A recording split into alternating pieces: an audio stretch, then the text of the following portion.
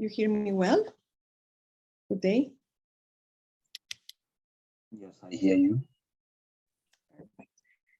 Good day to everyone, and thank you for joining our fourth and last session of the online workshop on risk-informed governance, climate action, and finance mechanism for local resilience. My name is Ana Cristina Torlund, and I am a Governance and Public Administration Officer expert at UNPOG UNDESA.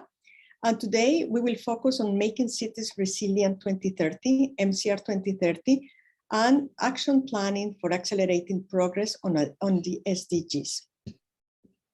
Our first speaker is Mutharika Pruksapon, Program Management Officer at UNDRR Global Education and Training Institute, and she will be followed by Mr. Alexander Mejia, Director of the Division for People and Social Inclusion, Head of CIFAL Global Network. Mai, if you're ready, the floor is yours.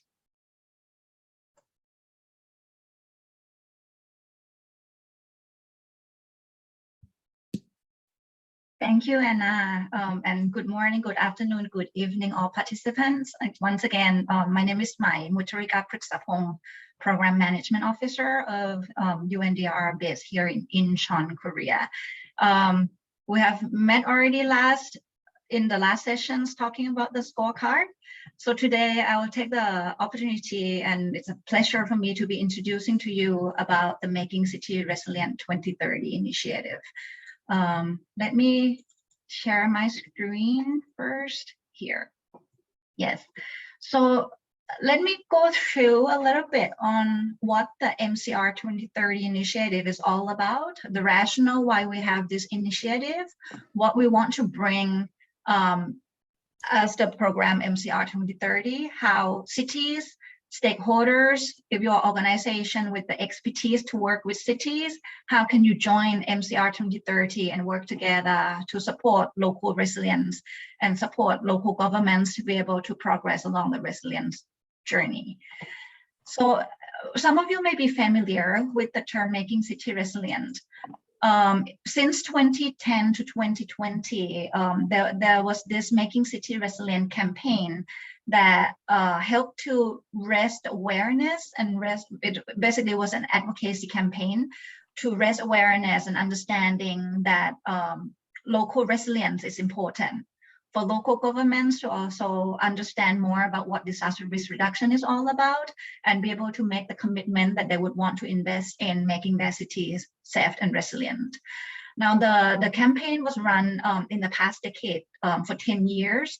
And with the lesson learned from the campaign and with the experience of a lot of the partners that were now working on supporting cities in building resilience in the past decade, we did a thorough consultation over the 2 years to reflect how city has been achieving performance after this 10 years of the campaign, what else is left to be done to support the local resilience to be more, to get stronger. We learned from the experience of the partners in the work with the cities, and then we collect all this input to have it a better design for how all of the partners can work together to support cities in the coming decade. So from the two-year consultation, here's basically the key capture of what we learned and the key findings in the big picture. We have seen that in the past 10 years, there were cities that were able to progress very strongly in resilience building, able to put up development of the disaster risk reduction strategies. Some were able to also create the multi-coordination mechanism within the cities and get the collective actions taken to reduce risk. Some cities were still remaining at the starting point of trying to understand what disaster risk reduction is all about. So it was very clear that cities around the world have very unique in the way that their resilience journey is coming about. And of course, there are cities that are still starting off the journey. Many of the cities or municipalities have not heard or put disaster risk reduction as a priority. So of course, the advocacy part to raise awareness still needs to continue. But while a lot of cities have progressed along this, their investment in disaster risk reduction, the program that we are offering must move beyond just only advocacy, but also provide some methodology, tools, and support towards the implementation. We also have seen from the 10-year experience that cities are the best teachers, and cities learn very well from each other experience, especially for those who are in the same size of the city or same hazard profile. It's really an evidence that they can learn from the experience of others very well. And we want to see in the new initiative that the city is taking the step up instead of being the recipients of all the support. But now that they have a lot of experience, they can now, provide the support to other cities to lead by example and for other cities to be able to follow the direction. We also have seen that disaster risk reduction strategies cannot be a standalone. There are a lot of linkages between disaster risk reduction with climate change adaptation, with sustainable development. So in this new initiative, it's not only focusing on disaster resilience, but many aspects to help cities to be able to build resilience and be able to integrate different part of disaster risk reduction actions, climate actions together with the long-term urban development plans. We also have seen that cities, while they're in the different stages in their resilience journeys, each of them definitely will need different type of supports, tools, the interaction with partners. You also may have experience if you are working with the cities that there are so many partners, there are so many organizations working on working with the cities on resilience agenda. Some of you may also get confused, like who is who is doing what, and how can you understand better, like now this is what I need, which partner should I be approaching or should I be working to make sure that our priorities are met. So the new initiative also are aiming to connect cities better with all this wide breadth of the technical service providers. You will be able to understand a little bit better of where you are along the resilience journey, and hence be able to matchmake yourself with the service providers, not only just the NGOs, not only just academia, but also including the private sector. And we also have seen that one of the burdens that the cities are not able to move beyond the capacity plan into the implementation phase is because of the limited financing capacity. So one of the main thematic areas in the MCR 2030 will also focus on bringing in a lot of the tools and knowledge and support from the partners to be able to help cities to find new streams of investments, to be able to help cities also to navigate how you can increase your own revenue streams, connect with the national governments to be able to expand the capacity to implement. Also, we all have seen that the cities also relied on the support from national government in various ends. The legal framework, the policy mandates, financing streams, and the ability to connect with many of the stakeholders and utility providers are not only in the custodian of the local governments alone, but in order to make the city more resilient, the national government support is really needed. And hence the MCR 2030 is all looking into expanding how we can strengthen the linkage between the national and local governments, as well as horizontally with the city stakeholders. Lastly, I briefly mentioned, in the last 10 years, we have seen a lot of the traditional partners, being the UN agencies, being academia, being NGO, working together with local governments. But there are a lot of expertise that many of the traditional partners cannot support cities in making their facility more resilient. And the key players here is the private sector. They are in the position to have a lot of expertise and available to provide support to the cities in a lot of the mega projects, in terms of construction, in terms of the resilience, infrastructure building, in terms of a lot of the technological support in various aspects to help local governments grow. So these were the main findings that we found throughout the 2 years of the consultations.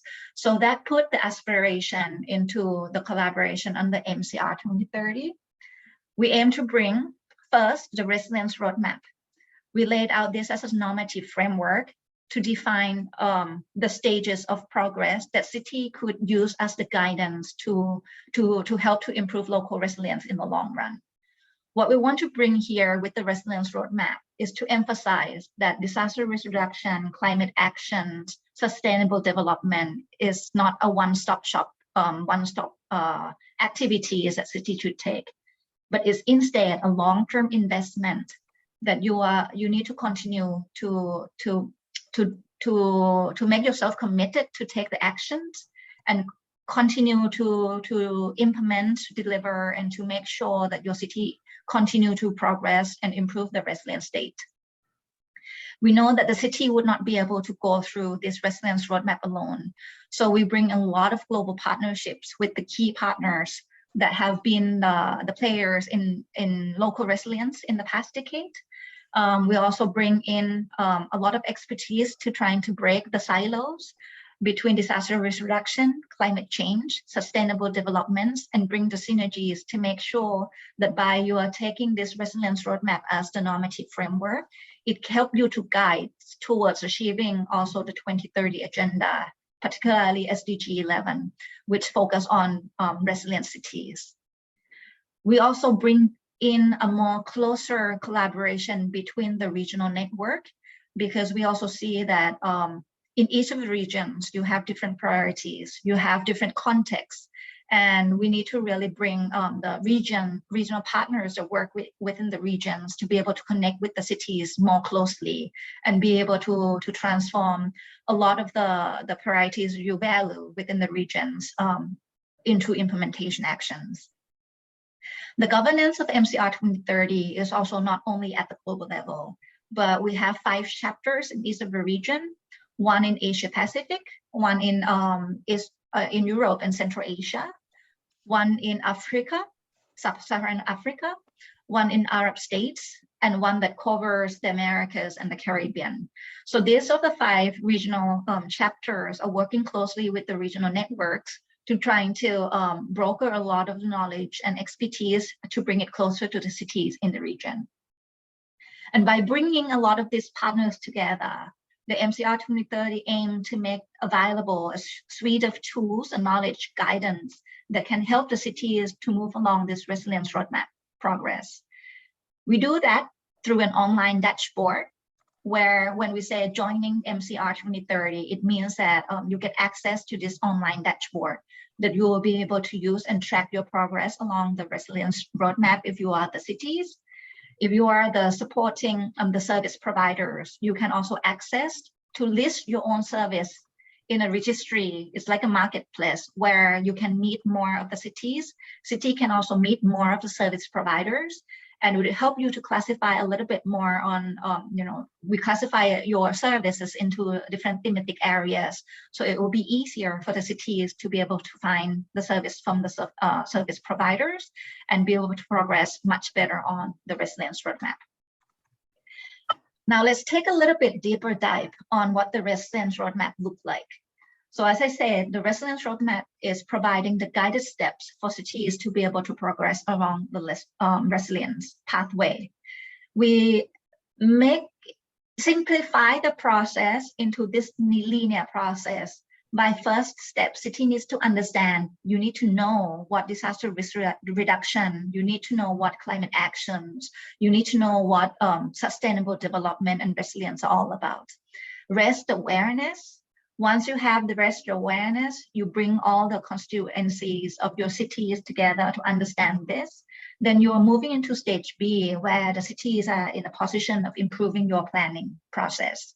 Of course, you already have in the mechanisms to do urban development planning, but how can you ensure that those urban development plans integrate a lot of the actions and activities you could do to reduce your risk, that you could do to help with the climate actions? So this stage, in stage B, are the cities that are ready to use a lot of diagnostic tools to help you improve the way that you can plan. So the disaster resilience scorecard for city, for example, that I introduced in the last session, is one of the tools that are provided for cities, particularly in stage B of the resilience roadmap, so that you can improve the way that you can plan the cities to be more inclusive and will be more safe and sustainable in the future. Now, once you have the plan in place, you need to move on to taking that into implementation. To the stage C of the resilience roadmap, emphasize on cities implementing better. And by understanding better, you plan better, you implement better. Ultimately, we want to see the city progress along this, creating the what we call the commitment, the long-term process, the long-term growth into becoming resilient, and as eventually would be able to achieve the sustainability, meeting the goal of the SDG 11. Now, we also know that cities are at different stages, right? So how do you know where you are on the resilience roadmap? For the cities that are would want to be engaged in MCR 2030, we would ask the cities to first to do the stage assessment. It's a very simple yes and no question for you to be able to classify whether you're in stage A, stage B, or stage C. If you're in the stage A, what we're looking for as a commitment is for the cities to improve the understanding on disaster risk reduction and really make the commitment that you will invest in the long-term improvement and be able to develop the disaster resilience strategy and take that into implementation. If you're in the stage B cities, you already have some knowledge about disaster risk reduction. The immediate commitment that we want to see from the city in stage B is that you do finalize your plan. You do finalize your urban development plans, your disaster risk reduction strategies, your climate actions, resilience strategy, however you want to define it. But make sure that you have the blueprints for the cities to be able to reduce risk and move yourself towards resilience pathway. Get that plan endorsed, and then you move on to becoming a stage C city. Now, if you enter MCR 2030 as a stage C city, that means that you already have some sort of plan in place that already address disaster risk reduction, address climate actions. We would want to see the city commitment to take that plan into implementation. So you need to showcase the example, the activities of how you actually make that plan actionable, and you are able to showcase that such actions is being mainstreamed by different sectoral development players within the city as well as with the stakeholders. Now, once that part is the city is joining MCR 2030. This part I'm going to talk about how the partners can also leverage the use of this resilience roadmap. Of course, each of the partners have different mandates and have different sort of tools and knowledge package and guidance. What we are asking the partners to do is to define our expertise, our tools, our guidance, and everything that we have to work with the local governments into these 12 thematic areas in the green boxes. Awareness raising would be one of the thematic themes that could be used to support particularly stage A cities. If you have some tools to help in improving risk analysis, Sanjana mentioned the quick risk estimation tool that UNDR provides. If you have the diagnostic tools to be able to improve the planning skill, for example, disaster resilience scorecard for cities, or even UNPOG that has introduced the toolkit on last Thursday session, that also could be part of the tools that can help the cities in stage B to be able to improve planning and make sure that your urban development plan is risk sensitive and able to help to reduce risk in the long run. Right? And if you are the partners who have tools, service, support available to help in cities accessing finance, for example, you can also can classify your expertise of the organization and the tools you have available within these sub-thematic areas of increased access to finance. So by having all of this expertise mapped against these thematic areas, it helps cities in each state understand better which partners they should be accessing the service, which partner should be the right one that they should start the partnership with. At the same time, it also will help the partners to be able to know that if I want to use this tool to support cities, which cities along this resilience roadmap A, B, or C are the prime target of the cities that I would want to prioritize my resources to work with, right?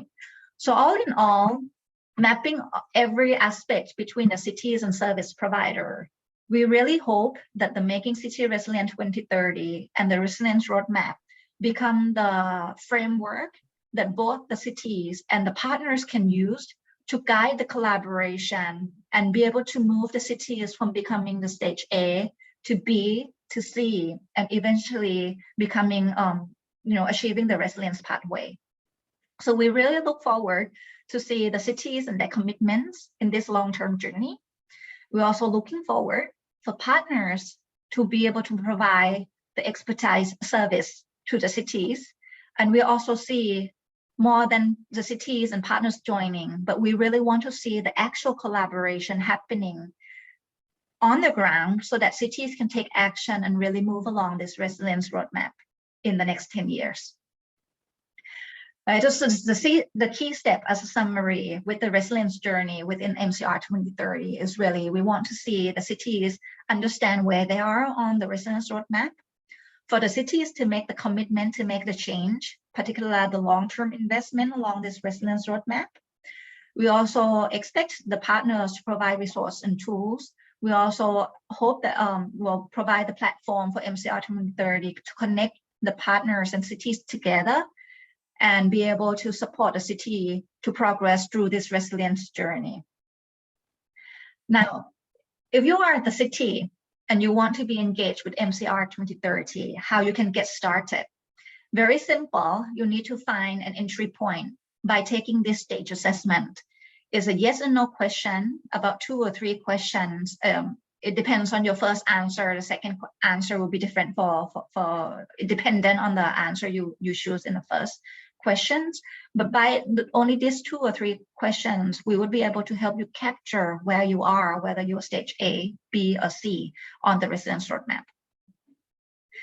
Now, to move along the resilience journey, we really ask the cities to make the commitment to demonstrate the changes, to demonstrate the progresses. And you can do as a self-service, cruising through, finding the support on this MCR 2030 dashboard, and at the same time, share your insight and experience on the dashboard along this resilience journey.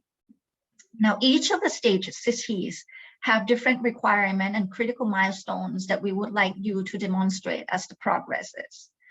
If you're a stage A cities awareness raising phase, we would want you to do awareness event or publicities about what disaster risk reduction is all about climate actions, about resilience is all about.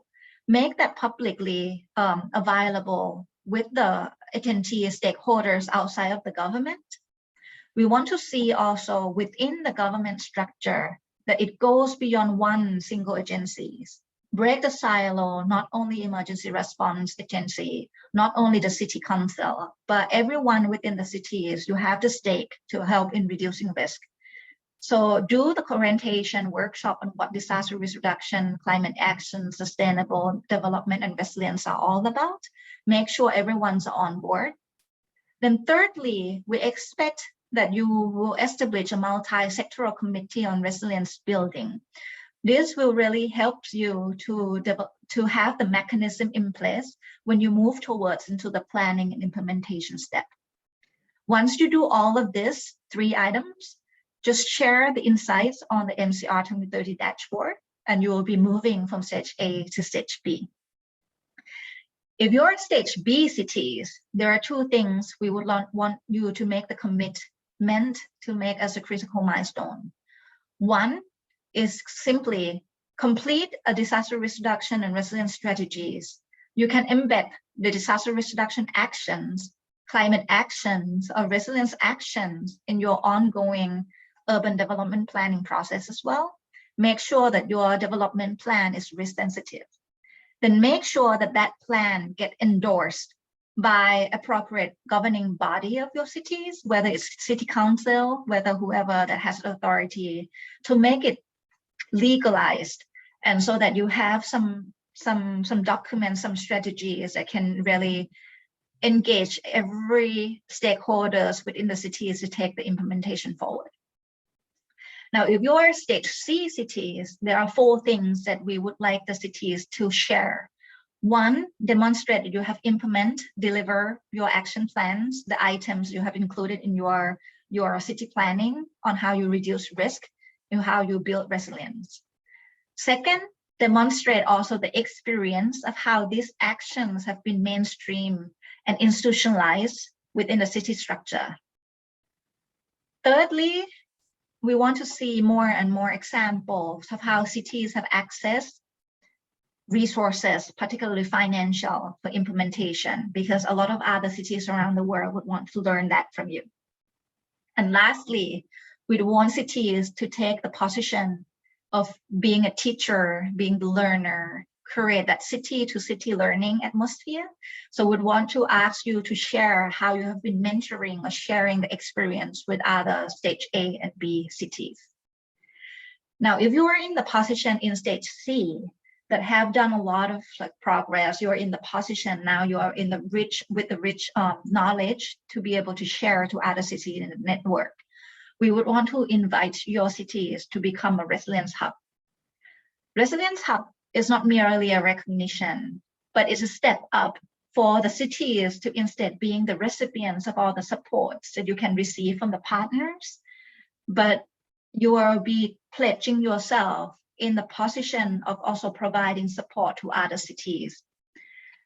We are looking for the resilience hub basically to demonstrate the good practice, the approach to help other cities to build disaster resilience and risk reduction based on your expertise, right? These cities are normally in stage C, advanced stage that you have finance, a lot of the implementation for risk reduction, you have demonstrated a lot of the DER knowledge, you have the ability and willingness to promote the peer-to-peer learning. And this can be in-kind support by your own cost of the experts that are providing support to other cities. It could be a grant or funding that we provide to the cities to be able to take some actions. Currently, there are about 13 resilience hubs around the world. Majority are still clustered in Europe, Asia area.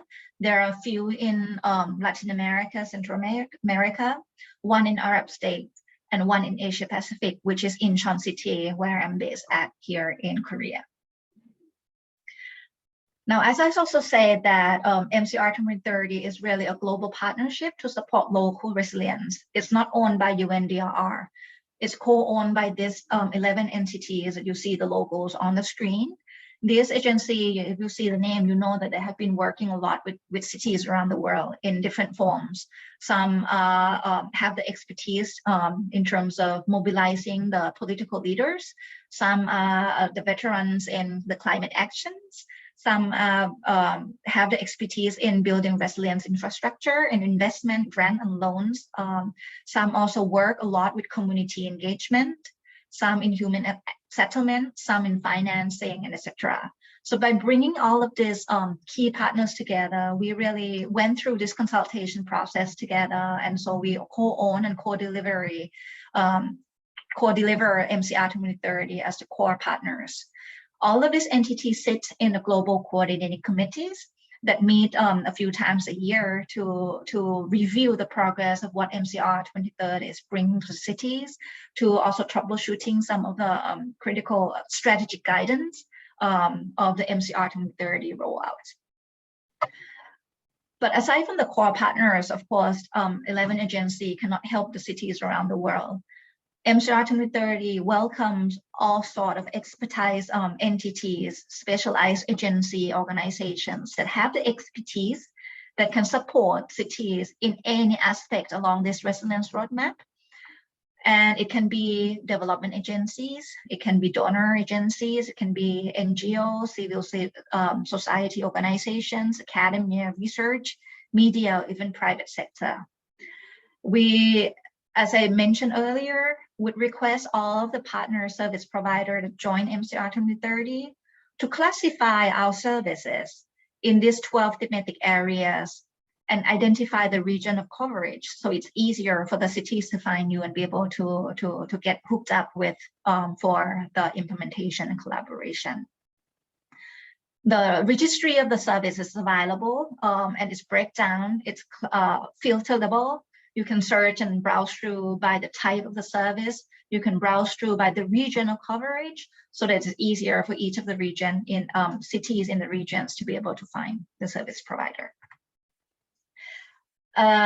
The MCR 2030 also value the national local linkages. So we cannot miss the opportunity to engage with the national government as well as the Association of Municipalities that have worked greatly to mobilize within the country the support towards risk reduction and resilience building. And we have, I believe, about 16 national government agencies around the world have joined. And a lot of the governments around in many of these countries are the one who mobilize and actually use MCR 2030 as a tool to really help them expand the urban resilience strategies and how they can engage more with the local governments and extend the support to local governments in resilience building spheres. Now you might want to see how MCR 2030 is now in action. The program actually was launched for operations starting January in 2021. So it's about a year and a half into action. And so in about a year and a half time, we ran from 0 cities to about 1,000, almost 200 cities around the world that has joined the space and covering over 360 million population in the world. You can also see the breakdown that majority of the cities are still in stage A, just starting out the journey. So there's still a lot of appetite and a lot of support required to be extended to support the cities to really move from advocacy into planning and implementation. But there are also already almost 40% of the cities that are already in stage C that are implementing something, right? So there are a lot of great examples out there, and I'm pretty sure a lot of you are in this space. You also were invited to join the training because you are part of the MCR 2030 network. So we really look forward also for you to demonstrate your progress and really showcase the example to other cities around the world. We also currently have over 200 service providers that are providing service in some sort of forms across the globe. What activities have been done in MCR 2030? I'm giving you some of the examples. Here you will see that MCR 2030, as a secretariat here seated at the Global Education and Training Institute in Incheon, we are providing a lot of educative sessions, learning sessions, webinar series to bring in a lot of the new service providers. We also bring in a lot of the discussion in thematic topics, so that the cities who are part of MCR 2030 and also the network practitioners of urban resilience that work with the MCR 2030 cities can understand more of what tools are available and be able to get connected closer with the cities to be able to move forward on the resilience roadmap. We also have a lot of training programs available, including this particular one that you are attending. There are also other online self-navigated learning platform. There are also the training focused particularly on politicians. There are also the training is focused particularly on integrating different risk, pandemic, climate, disaster, hydromet, and anything together to make sure that you have the comprehensive planning for disaster risk reduction. We also have like all sorts of learning modules, the MOOC that you can also self-navigate. And majority of these trainings are available on the dashboard for you to browse through and see and access free of charge. There are also a lot of activities ongoing around the world by the cities, by the national government supporting cities and making city resilient around the world. So there are initiatives both in Europe, in Americas, in Arab states, and in many areas that you can also follow through to read the news about. Now, if we are focusing a little bit closer to Asia and Pacific, when I say that there are the regional partners that are working closely to support in each of the region, the entity list here on screens are the so-called Regional Coordinating Committee of Asia Pacific, the sit, meet, to discuss also what are the priority areas within Asia Pacific, what kind of collaboration each of the agency can also work together to guide and provide the technical support to the cities in the region. It also helps to expand the outreach to the cities that may have started out on a journey of resilience roadmap.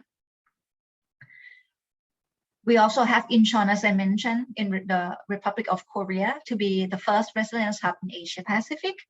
Incheon also is organizing the international forum to support cities on resilience building towards the end of September this year. And they also have welcomed the city to city learning for other cities around the world to learn about how Incheon has been building the smart concept cities to be able to enhance the flood protection and engage with the multi-stakeholder and citizen in the way that they'll run the safetiness of the city.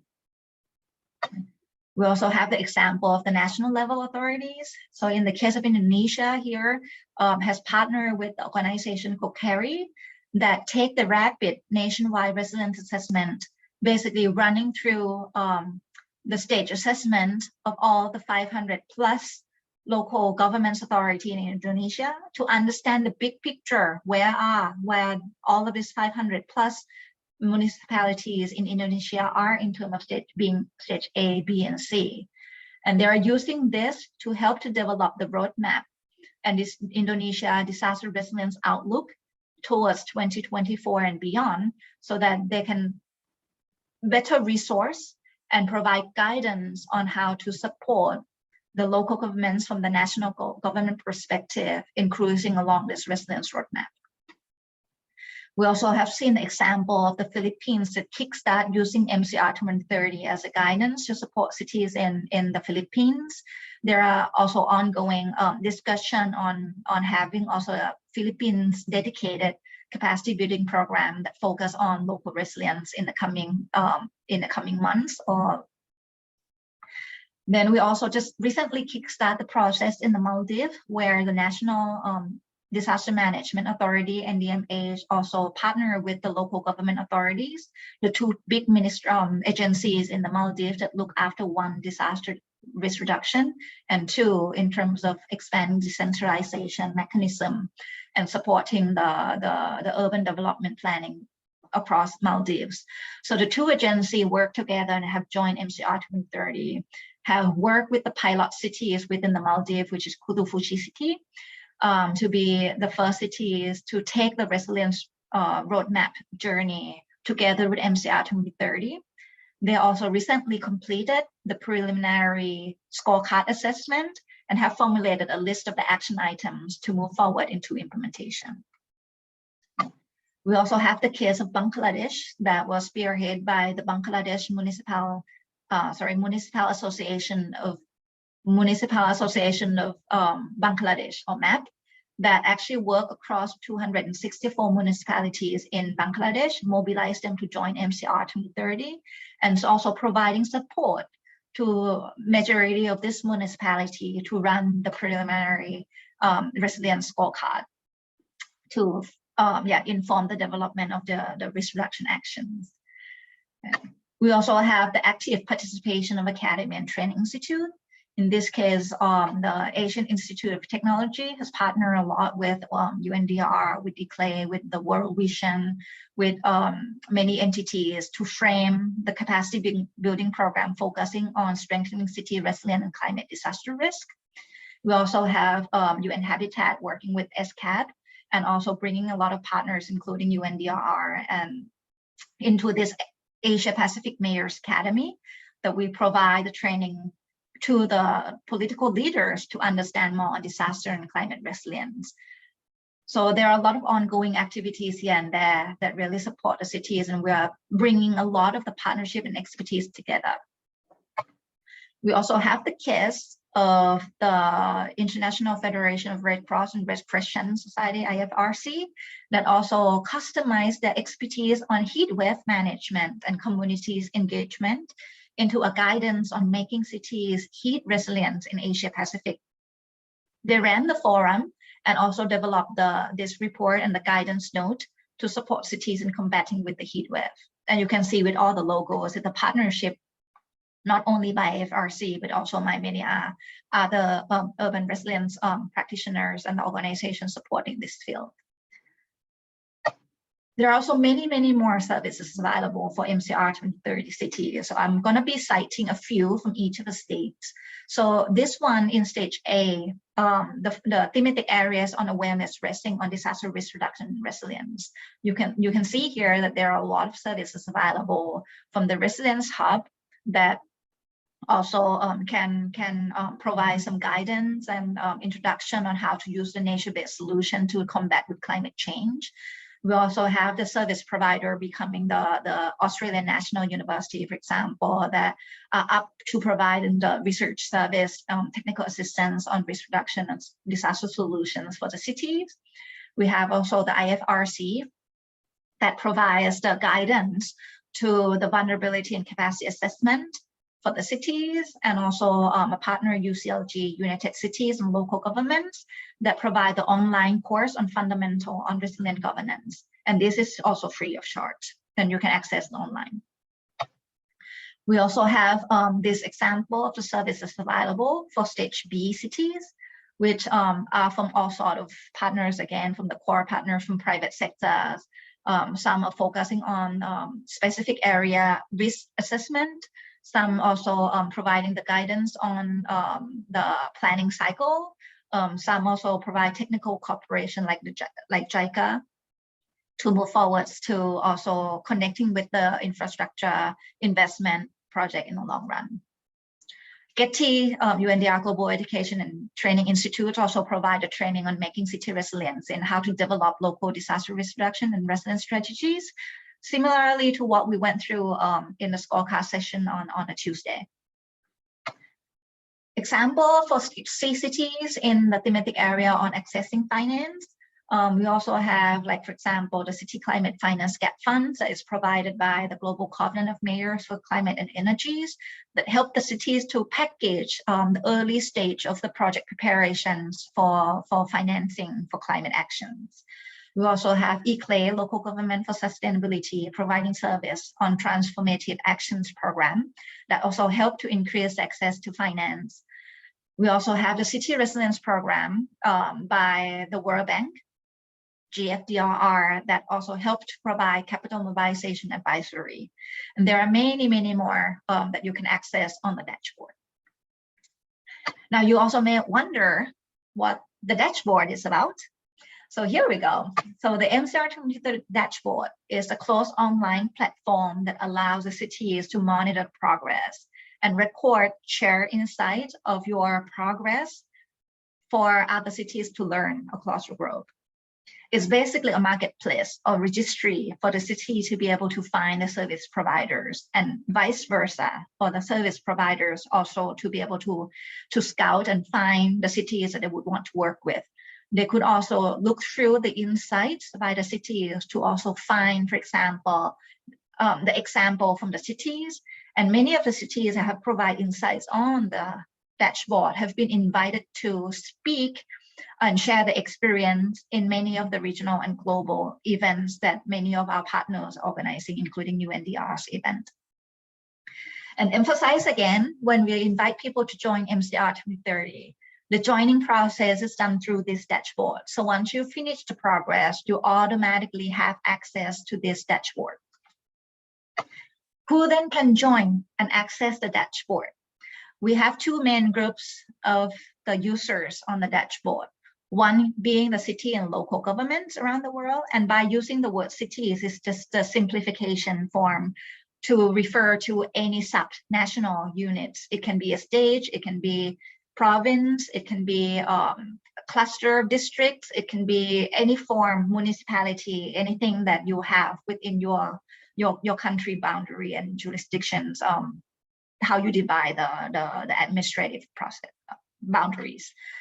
The second group of the users are the participating entities. That's another term that we use to call partners organizations. So these are, as I said, service providers. It can be national governments, it can be association of municipalities, it can be development agencies, UN agencies, academia, research institution, private sectors, anything that not the individuals. We need the organization with the expertise that can support cities in one of the areas for the cities to be able to move along the resilience roadmap. There are a lot of functions available on the dashboard, and I think like this slide is full of letters that could overwhelm yourself. But let me put in a simple term. So what you can actually do on the dashboard, there are basically two main things. One is a common feature for all users. You can search the cities, you can search for service providers, you can email them, you can contact them, you can also like view the overall progress of how, like who joined MCR 2030, in which countries, how many in each country, which national government in each country have joined. All of these are common functions for all the users to be able to do. Now, there are also specific and unique features for one for the city users and one for the service providers. So for the city users, you will be able to see also the resilience roadmap, your stage, the critical milestones that you have to complete, and also the shortcut to find the helps, insights by other cities, the help by service provider, classified by thematic areas that can help you to fulfill those critical milestones. There will be also the area where you can share insight and also demonstrate progress along the roadmap. You can also make reference to which services, which partners you have worked with in helping you to progress along the resilience roadmap. You can also download the MCR 2030 certificate that you have made the commitment in this long-term resilience journey. If you're the service provider, you will not see all of this about the resilience roadmap, but you will have the feature to be able to add the service and also add the reference of which cities within this network that have used your service before. Right. And if you are the resilience hub, of course, you can also add the service as a hub. If you're the national government offices, you can actually have a little bit more of the special features to be able to see and supervise and provide guidance more closely for the cities within your country. Now let's take a look at a little bit of how the dashboard looks like. So this is a snapshot of how the city will be reminded of the resilience roadmap journey. So in this case, the city is in stage B. You get the green highlight on stage B cities, on the thematic areas you have to focus on, and also on the cross-cutting issues in terms of linking with the national government, with linking to the city stakeholders, and also to foster the city-to-city learning. There will be also this box in gray and yellow that you see in the bottom that are basically showing the critical milestones of what the city is that you should, of your state should be doing, and also click help to find the support, and also click complete to be able to share the achievement and progress, show the progress along the roadmap.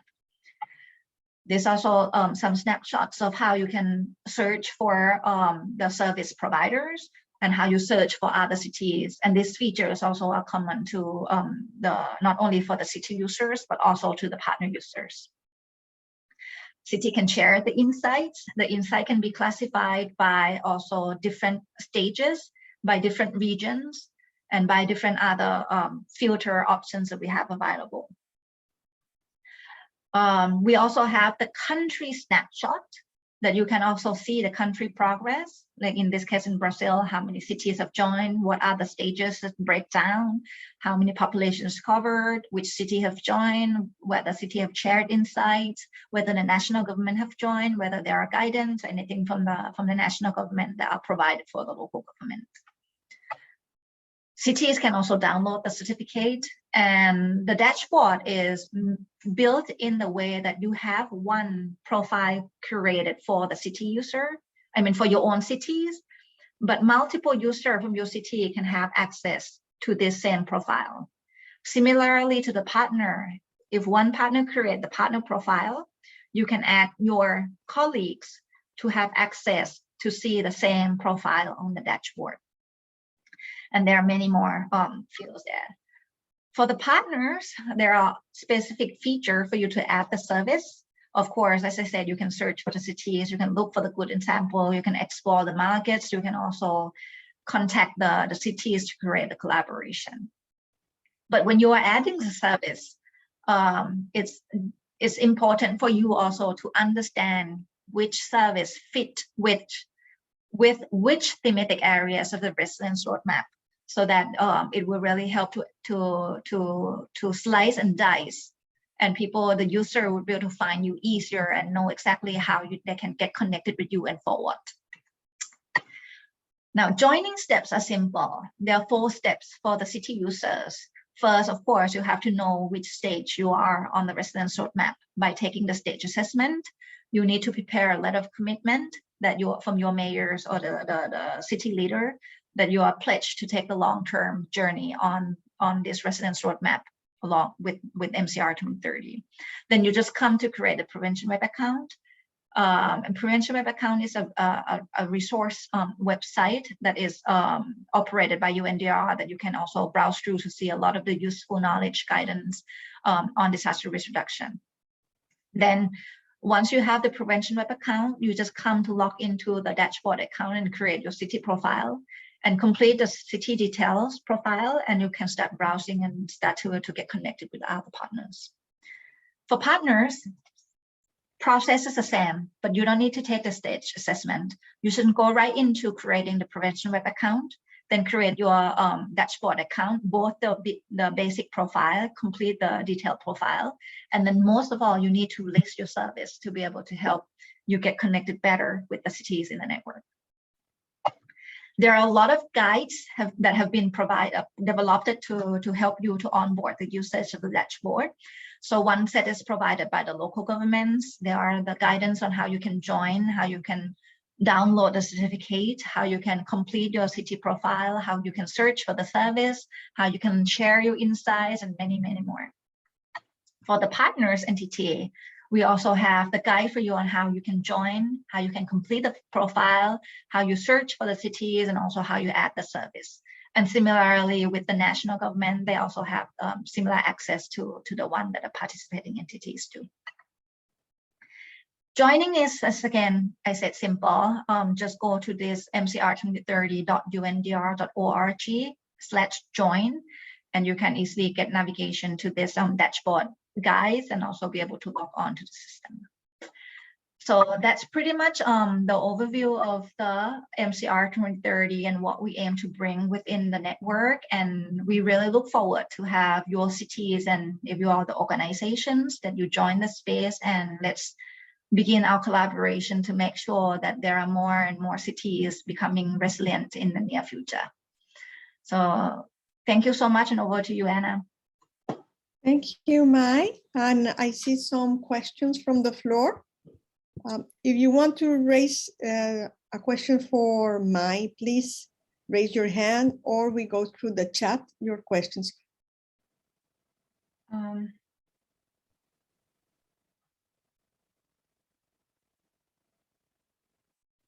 Mai, do you see the questions on the chat, or do you want that I read them? Can you help read, please? Because I have not been able to monitor the chat. We have some general questions about the certificate.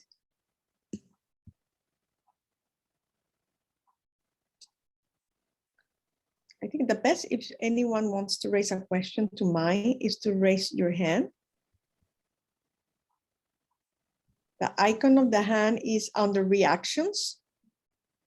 So you click the icon reactions, and there is a raise hand.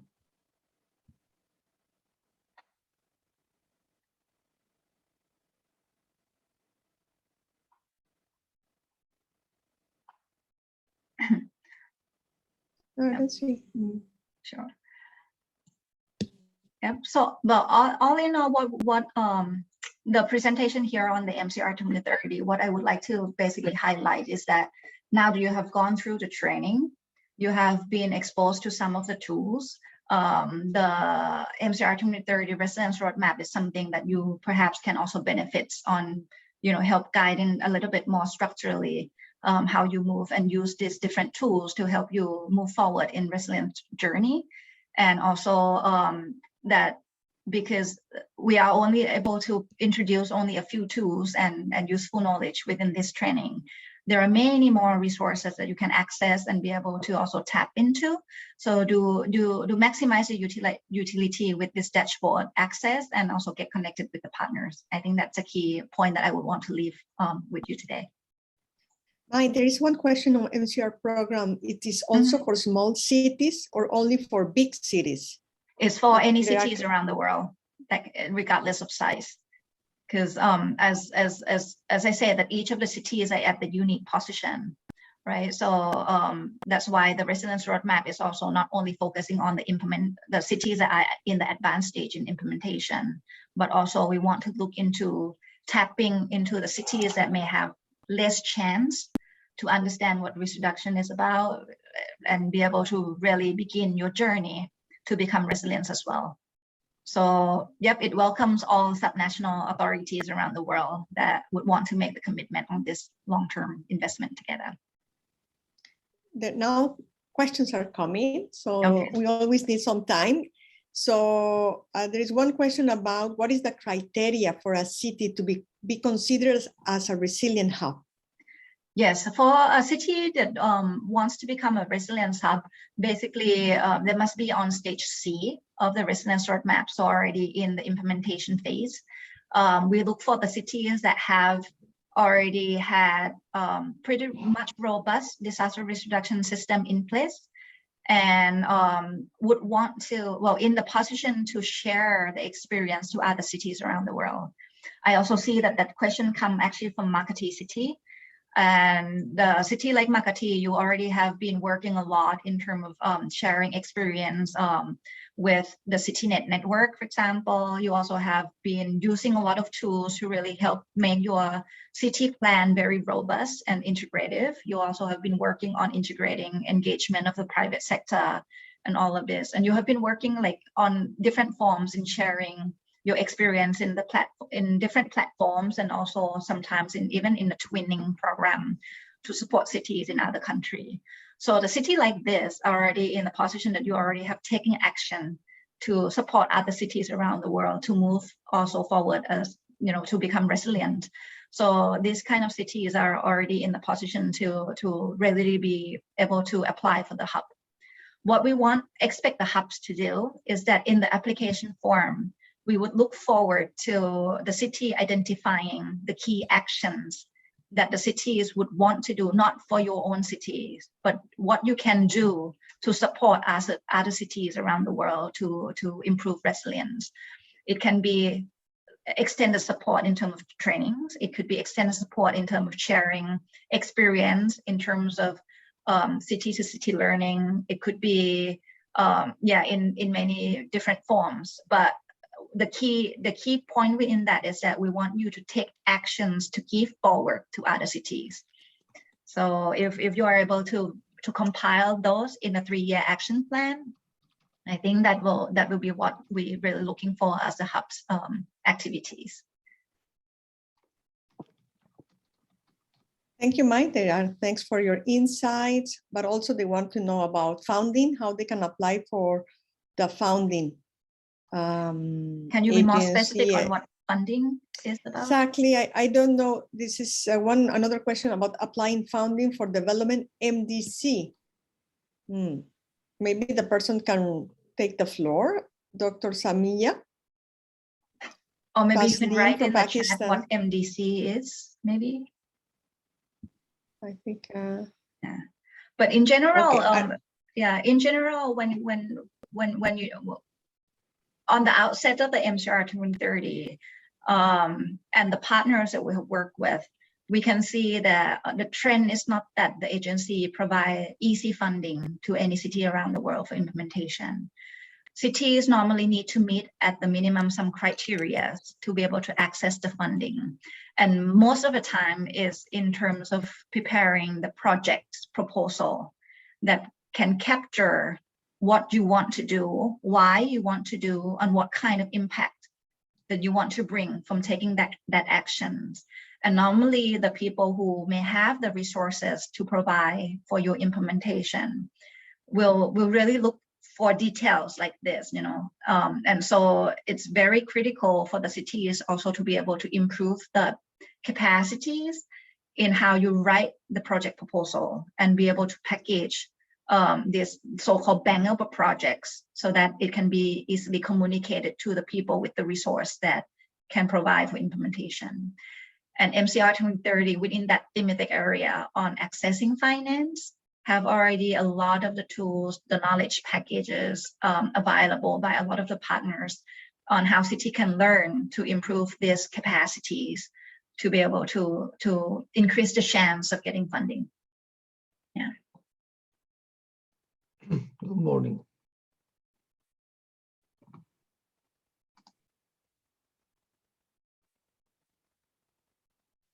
Anna, you're muted. Oh, thank you. Well, good morning, Alexander Mejia. Welcome to the fourth session of our course.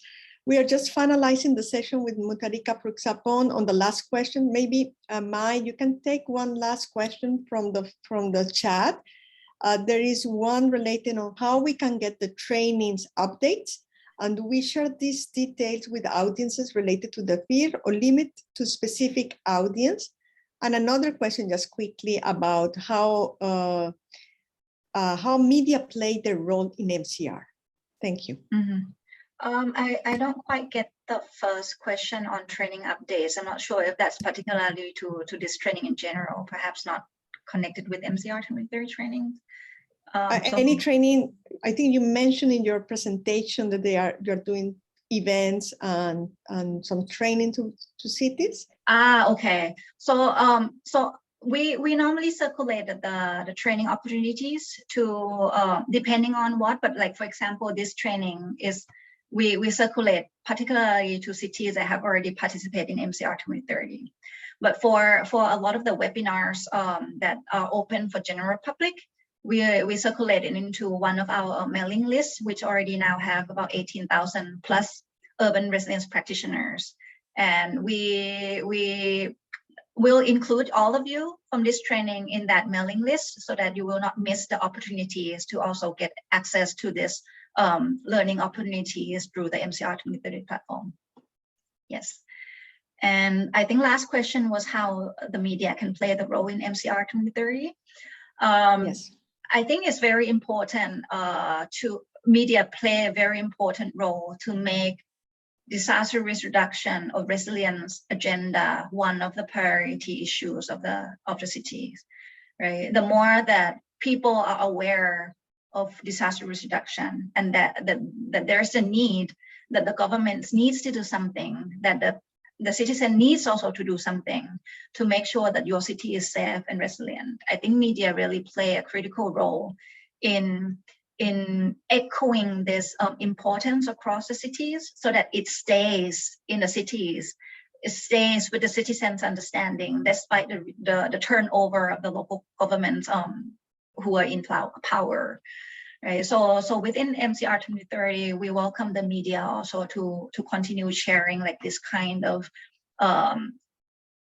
pinch down the importance of disaster risk reduction and resilience, make sure that publics are aware and are engaged, and also you can help echo a lot of the good practices that the cities or the municipality within your countries or within your media outreach are doing, so that we see that there are actually a lot of things that can be done for cities to make themselves resilient, and that can be a very rich resource for other cities to learn from. Yes. Thank you, Mai. I would like to thank you for your presentation and a big applause from everyone to you. It was a very informative session. And if you can write in the chat the link to the MCR 2030 again, will be very helpful for all participants. Now, let me welcome. You so much, guys. Thank you, Mai. Let me welcome our guest speaker of today, Mr. Alexander Mejia, Director of the Division for People and Social Inclusion, head also of the CIFAL Global Network, to our online workshop on risk-informed governance, climate action, and finance mechanisms for local resilience. Alexander, the floor is yours. Thank you. Thanks to you, Anna. Can you hear me well? I do hear you very well, loud and clear. Thank you very much. I appreciate the opportunity to share a presentation. So allow me to share it with you. I hope you can see it. Just one moment. Do you see it, Anna? Yes, I do. Very Just we need the mode of full screen. Yeah, good. perfect. Is it full screen now? Yes, it is. Very good. So I will be sharing this presentation on behalf of UNITAR, the United Nations Institute for Training and Research, as part of this live workshop on risk-informed governance, climate action, and finance mechanism for local resilience. The focus that you are having today, and I heard just the Q&A, but quite interesting, of course, is how to make cities resilient and accelerate Agenda 2030. So I work at UNITAR. I have the honor of being in charge of a division, the Division for People and Social Inclusion, and also of leading the CIFA Global Network of 25 now training centers, affiliated training centers around the world, including CIFA Jeju in the Republic of Korea, which is co-hosting this event. We thank CIFA Jeju very much, and UNDRR particularly, for making this possible. Now, we have made a policy of ours at UNITAR and several UN agencies to remember how our communities have been affected by the COVID. These are the numbers as of as of yesterday, exactly. And unfortunately, I'm sure you know most of the numbers, 555 million confirmed cases around the world. You see there the 4 or 5, depending on how you count, waves of the coronavirus have happened. Many of our countries are putting this in the past, but it hasn't finished, unfortunately. It hasn't finished. The reminder, even though mortality is less than before, less acute, 6,353,692 people have died out of the coronavirus as of yesterday. So it's a 6 million plus losses, families behind, communities that have lost the contributions of the people that have departed because of this pandemic. Now, in cities and everywhere, the impact indeed has been a shock to the system, to the whole system, not only the public sector, not only the government, but the whole of us. All our institutions, families included at the center of society. The system has been tested and has been shown resilience, but the testing is still going on in this recovery phase. But it has also tested our values. And this is simply a reminder as an introduction to my presentation that solidarity as a whole has also been tested. Resilience as a whole has also been tested, and we are still a long way from full recovery. This slide we normally share just to remember that our cities, our countries, at the beginning expected to have impacts in terms of public health mainly, but it's been 2.5 years. And it was more than public health and economic impacts. It was social and political upheaval that we are living through. If you look to the left of the slide, indeed, experts assume that from this point on, there's still, after this, impacts that I mentioned, still 1 or 2 years of the public health crisis legacy as a whole. We see new variants of the coronavirus emerging still. Last Monday in Europe, the WHO, which is a few blocks from where I'm speaking to you in Geneva, Switzerland, already announced a new variant and so on. But perhaps what is more important to remember, because it affects our communities and cities the most, is that the economic recovery, the lack of employment, the financial crisis that came along, will take 5 to 10 years, according to the experts, to recover. And perhaps if you measure this in generational terms, there are 20 or 30 years of this polarization, insecurity, and the divide created between the global north and the global south that will still be talk about our evidence after this crisis happens. Now, the World Bank reports that in 2020, reported that in 2020, about 120 million additional people went into poverty as a result of the pandemic, with the total expected to rise. Now we know the number to be true. It was more than 150 million people that were affected by the pandemic.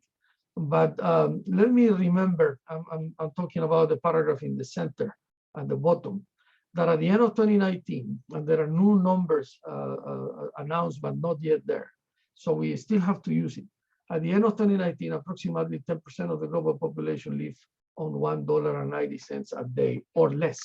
That's 770 million people. However, our colleagues at the UNDP, the United Nations Development Program, they publish this Global Multidimensional Poverty Index, or MPI, every year. The one in 2019, published in 2020, reported that across 101 countries out of 193, this is 1.3 billion people out of 7.7 billion or more now, they are multidimensionally poor. So living with $1.90 or less. So this crisis, to conclude this slide, is still there. The recovery hasn't happened as we expected. It will be with us for many years and has created no poverty, unfortunately. Now, on resilience proper, let me quote our boss, Secretary General Antonio Guterres, who on World Cities Day said that the 2030 Agenda for Sustainable Development, the Paris Agreement on Climate Change, the Sendai Framework for Disaster Risk Reduction, and the new Urban Agenda together provide a roadmap for a more sustainable and resilient world. How our cities develop will have significant implications for realizing the future we want. I think this to be a good introduction to what I'm going to show you. So let me go to the next slide. I don't have to share it with you, with this definition of disaster risk. My team put it in the presentation, but you are all experts, or most of you experts, on disaster risk. However, just as a point of departure, we all agree that there is no such thing as natural disasters, but disasters often follow natural hazards. Humans are responsible for this thing, and the building up of resilience is also our responsibility. We love at UNITAR to engage and to teach on this resilience roadmap from UNDRR. I think you have also discussed this, but just in case, also we support 100% MCR 2030 from the perspective of UNITAR, the UN agency that I represent, and all this process that UNDRR has brought to light. The important thing here is to remember that we are looking for outcomes in terms of disaster risk reduction and resilience mainstreaming or strengthening of resilience, both horizontal and vertical integration of resilience and sustainability across municipal agencies and departments, as well as within city functions and communities as a whole. So UNDRR will always be a leading entity for us when it comes to resilience proper, and we at UNITAR ratify our commitment to support it.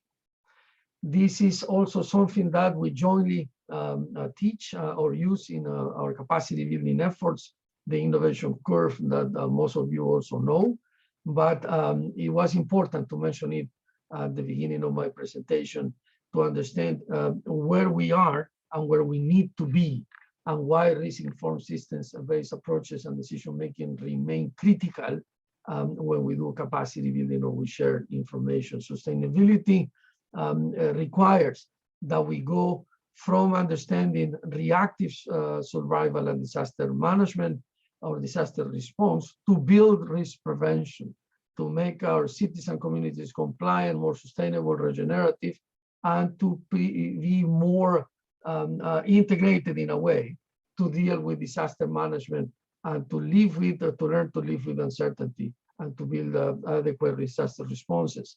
I was listening to some of the questions in this regard, and I congratulate you, dear participants, for your understanding of the very many layers involved in resilience, including the one that I heard at the end, which is the financial side of it.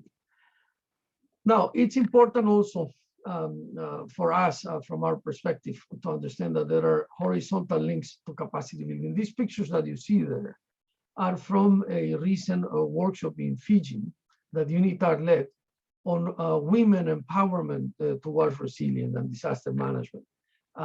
Communities as a whole, both genders participating, all layers from the point of view of age, senior, younger, young professionals, university students, and so on, and of course, municipalities, officials, participating in understanding how to deal particularly with tsunamis and to build resilience to deal with them.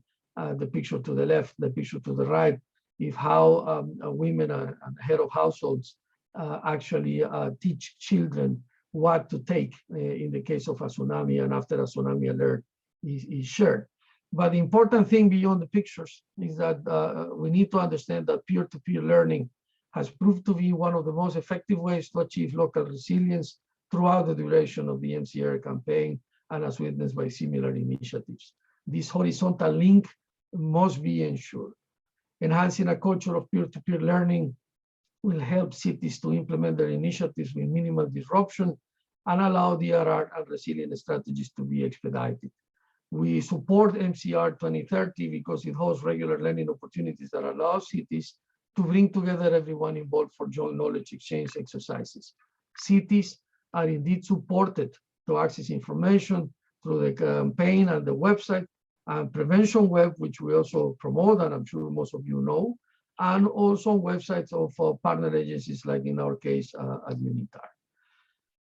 All of these, as you understand, at least from our perspective, we postulate that it should be the building of resilience, the strengthening of resilience, should be portrayed under the Sustainable Development Goals and Agenda 2030 for Sustainable Development. That's the roadmap that our countries have adopted, and our efforts should be synergetic with all these SDGs and the agenda as a whole. But it's important to understand why local governance remains at the center of Agenda 2030.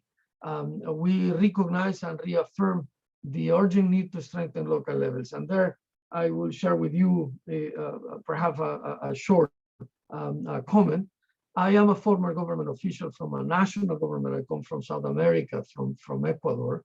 And I'll tell you, this is more than a decade ago, but this is kind of a public confession. I never really understood that the better equipped layer of government to deal with this type of disaster management and resilience proper is the local community, is the municipalities, the local government, is not necessarily the national or the federal government. Now I understand it better. And this is one of the reasons why I am committed to also train not only local government officials, but national or federal government officials, so they understand the urgent need to strengthen the local level first. They are the first responder. And as a first responder, they need to be not only trained their capacities and skills, but also to be equipped. I used to work at the Ministry of Economy and Finance, and the financial aspect of resilience remains critical, just to mention one. So going back to Agenda 2030 and local governance, let's remember that targets related to promoting education for sustainable development under SDG 4, such as building and migrating education facilities and ensuring healthy lives, as well as other targets, particularly under SDG 11 on cities, resilient and inclusive cities, and under SDG 9, which is building resilient infrastructures. All of them reaffirm the interrelationship between local governance and sustainable development. Now, the SDGs that most of you know, some of you know better than us perhaps, or are practitioners engaged with the Sustainable Development Goals proper. But let me share with you how we at UNITAR, we are committed to do anything in terms of capacity building, any training opportunity that we offer, 390,000 beneficiaries last year. All of it should be aligned with the SDGs, and all of our projects with local partners, with national, international organizations, with other UN organizations, like our cooperation with UNDRR, focus on Agenda 2030. We do have a global network of experts that I invite you to know more about, visiting our website, unitar.org, or through UNDRR websites. All of these experts, myself included, if I can be called like that, we are tasked to ensure that we have a good mix of local and international contextualized insights and best practice sharing and case studies.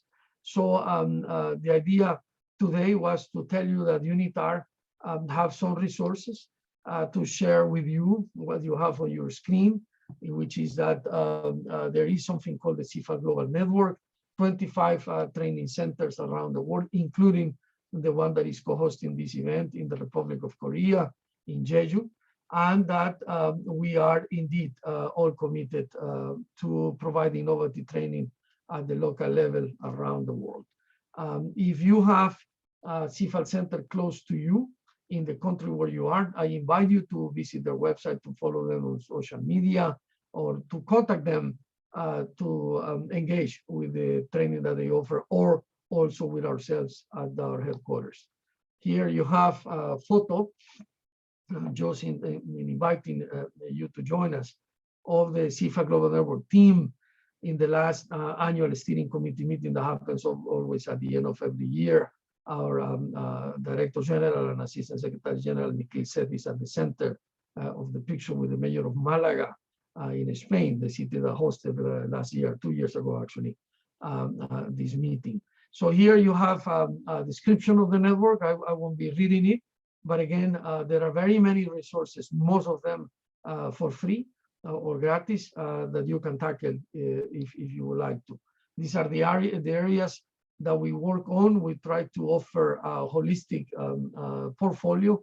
To the right, you see cross-cutting areas, including at the top of the portfolio of learning opportunities and the training portfolio, including disaster risk reduction. All of this in support of the SDGs, of course.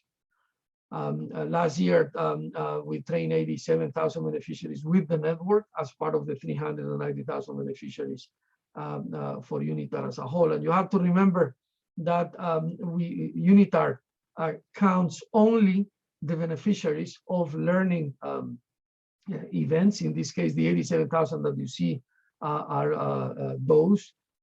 We train actually a lot more people than the numbers that you see here and the map that you see here. Now, I know that the time is limited, and I simply wanted to give you examples of e-learning courses that we offer for free. Very rarely, there is a small fee, I think $100 or the equivalent, that is to be paid if you want the certificate, but most of the time is not. Here is an example of the latest course that we run in Making Cities Resilient on how to develop local disaster risk reduction and resilience strategies. You can read there and how we go about, what is the type of courses, the location, or if they are web-based, the dates that they are run over, the duration, who coordinates that. At the bottom left, this one, of course, the relevant one, the relevant example is one in coordination, in partnership with UNDRR, and how to ask for registration, who to contact, and so on and so forth. So the next one will be beginning in less than a month, and we invite you to join us again. There is another example here, in this case, very much applied to health resilience, to public health system resilience. We developed with the UNDRR and with WHO, the World Health Organization, a resilience scorecard for cities, quite unique. I invite you to learn more about this multi-sectoral approach to integrate public health and disaster risk management. It's also on our website. And last but not least, I need to finish soon in case there are some questions and answers. There are very many resources. One that we support very much is was created and is hosted by UCLG, United Cities and Local Governments. It's called Learning UCLG. And it basically aims to create and disseminate knowledge and resources, best practices as well towards local and regional governments so they can achieve inclusive, resilient, and sustainable communities. You simply Google UCLG or enter through UNITAR, and you can join a community of experts or stakeholders as you. So you are part of the dialogue and you get some resources as well. And to conclude, just echoing and remembering some words of our former Secretary General Ban Ki-moon from the Republic of Korea, someone that is still a close friend of the House and someone that we admire, when he called the attention of the world on climate change proper, because of course there is this direct linkage between climate change and disaster management. So he said, climate change does not respect borders. It does not respect who you are, who I am, rich or poor, small or big. Therefore, this is what we call global challenges. And global challenges require global solidarity. This is, I finish with the same comments that I gave you at the beginning. This is why the coronavirus pandemic is a global challenge that has a direct linkage with resilience. And this is why we are to renew our commitment to strengthen resilience around the world. So with that, I thank you for listening to this short presentation. And I go back to Anna and our colleagues at CIFAL Jeju, the organizers. Anna, back to you. Thank you. Thank you very much, Mr. Mejia. And we have 5 minutes for questions and answers. If you allow us, our participants, to write some questions or raise their hand, so we can have some questions from you. Colleagues, this is the opportunity for you to make your questions. Thank you, Anna. And while our colleagues, dear participants, post some question or comment, I also wanted to share something from the perspective of Geneva, as I say, of Switzerland, where I am, in terms of resilience. And it's the Swiss case that perhaps was not included in my presentation. We admire very much the Swiss Federation. The Swiss government here has another aspect of resilience that, at least in the region that I come from, which is Latin America, is not necessarily a reality. The Swiss system, as some of you will know, is very decentralized. It has more than 20 cantons, the equivalent of provinces or states. And those cantons, which have a high level of governance in their hands, budgetarily speaking even, they conduct very frequently, the Swiss are known for this, referendums and consultations with the community directly, right? Sometimes just at the canton level, sometimes at the federal level, the whole of Switzerland, which is a rather small country, but very diverse and very complex in its layers of governance. And I wanted to mention this example, consulting the community through referendums, through polls, through elections and so on, because the building of resilience requires that there is a layer of decision-making that goes beyond only the local government or the national or federal government. So the Swiss case I wanted to mention, in case there is interest to any of you, and you can read that on the internet, of course, is based on a direct consultation with the citizen. I'm not diminishing the role of government officials. I'm a former government official myself, but it is always, it makes sense in our opinion that in some cases, for instance, the adoption of a resilience action plan ensures that there is a consultation with the community. It doesn't take a referendum as the Swiss would do. Sometimes it's just organizing direct consultations through workshops and so on, very many, to give opportunity to the people to have a say in whatever is adopted. So just I wanted to share that in addition, because we are in Switzerland and we see this rather frequently in the building of resilience, the involvement of every stakeholder, the whole community, the whole population through these instruments. Back to you, Anna. Thank you. We have one question on how institutions can apply for being a partner of CIFAL, and or to host a CFAL institute? The person is asking about the procedure. Yes, indeed. And thank you, a very interesting question. Two things. Anyone can apply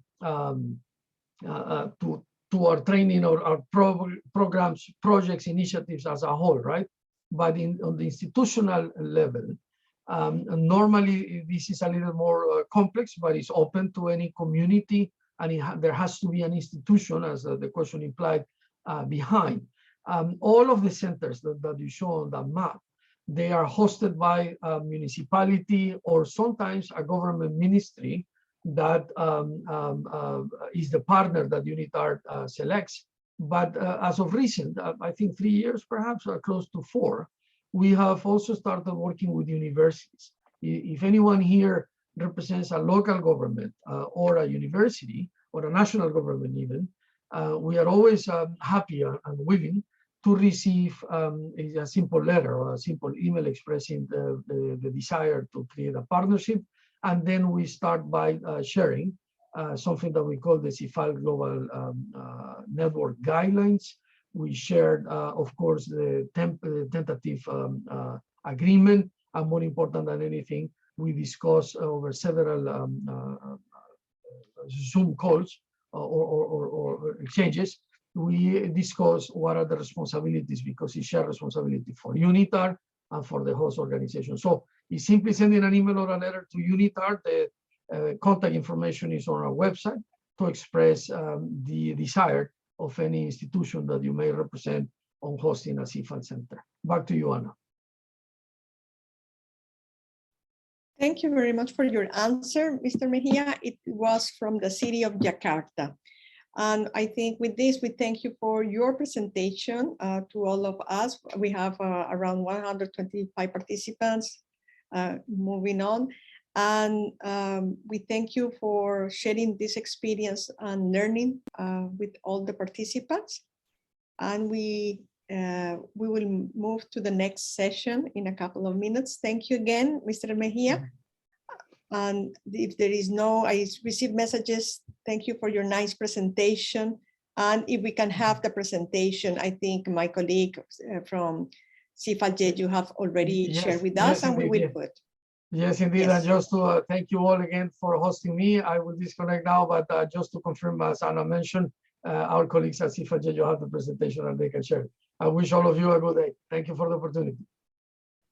Thank you, Mr. Mejia. Thank you. Thank you. Goodbye. And thank you. We will continue our course. I have the applause for Mr. Mejia, just disconnected. We continue with our course, and we are going to do a small break of 10 minutes before we start a quiz session, a very interactive quiz session and a competition. So let's prepare for the quiz in about 10 minutes. Have a good break.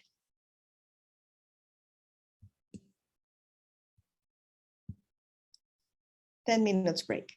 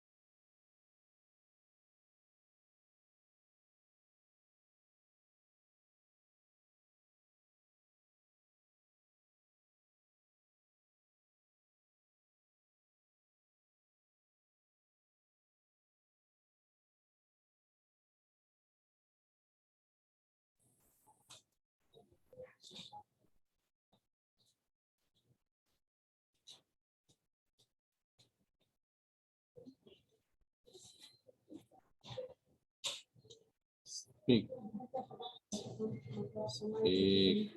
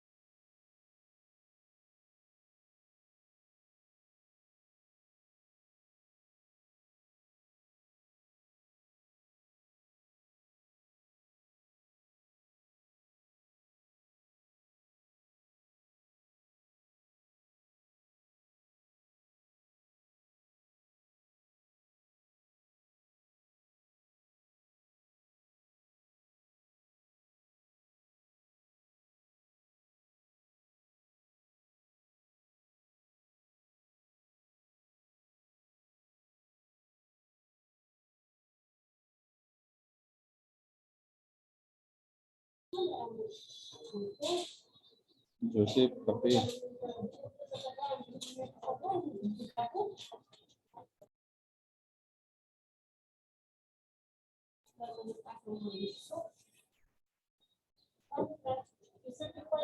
Joseph, café.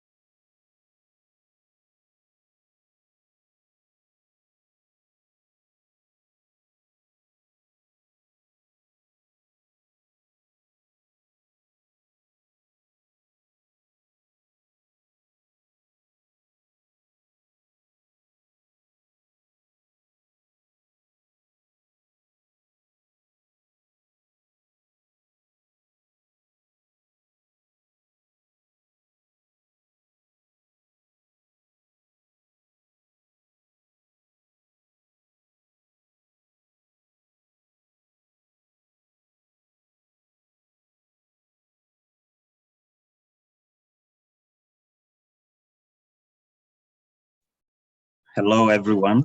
Can you hear me? Hello? Yes. Yes, I can. Okay, yes. Thank you so much for your active engagement so far until this time. My name is Dana Samuel, and I think we've discussed in the previous sections. So today, or at this point, whilst we're trying to round up for the workshop, we want to kindly find a way of assessing our knowledge so far as to what we've done over the three sections and today's section in addition. So first, I will want to kindly set the stage on what we're coming to do. Okay, so we're going to have a final quiz of the workshop assessment, and we're going to use the Mentimeter platform again. So this is a final quiz, and we want everybody to participate as much as possible. And the rules that goes by this is that you just go on to www.menti.com, and the code is 54810-353. Then the idea is that before we set or get to start with the first question, participants, or we are all encouraged to get to enter a nickname. Maybe you can just use your first name or something in it. Then the next idea is that the questions will be appearing and participants will need to answer before the countdown ends.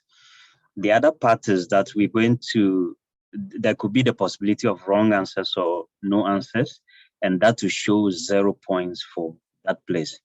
And the last other aspect is that at the end of the quiz, there is a board that is going to display and the final winner displayed.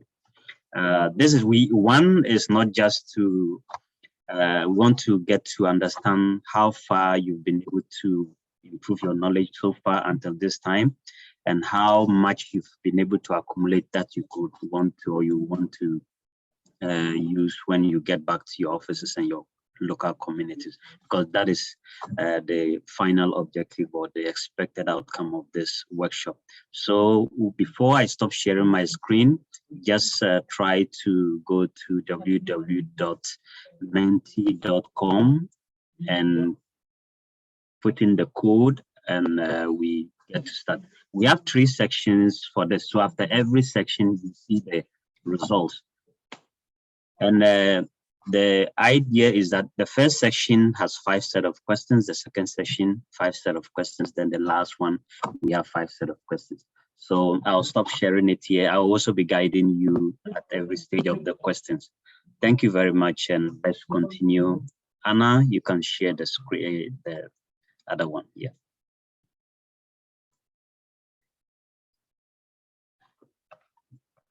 Do you see my screen? Okay. Yes, we see your screen. So I you think see everyone so far is there. we have just 43. I think let's come on board. We have about 125, 23. So this is a final assessment, and we want to get a great kind of response from participants. So let's get to have participants join. So 49, 50, we have 122 online now. We want to encourage your active participation. Yes, we have 52. Something that I may say, Yes. Dana, is that there is a timer. So if you answer quickly, then you will be ranked also, have some extra points. And the timer is not the same for every question. Some questions are more fast than others because some questions are more difficult. Over. Okay, thank you. So we have 59 participants this way. I think we should have more than half, then we can proceed. So kindly try to sign in and let's see.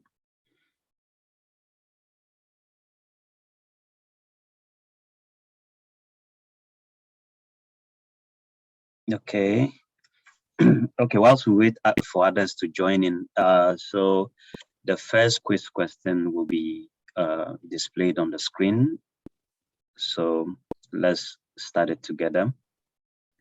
Okay. Mostly it's going So to be true or false. So just picking the true or false answer. Yes. So proceed, Anna. Okay, let's start.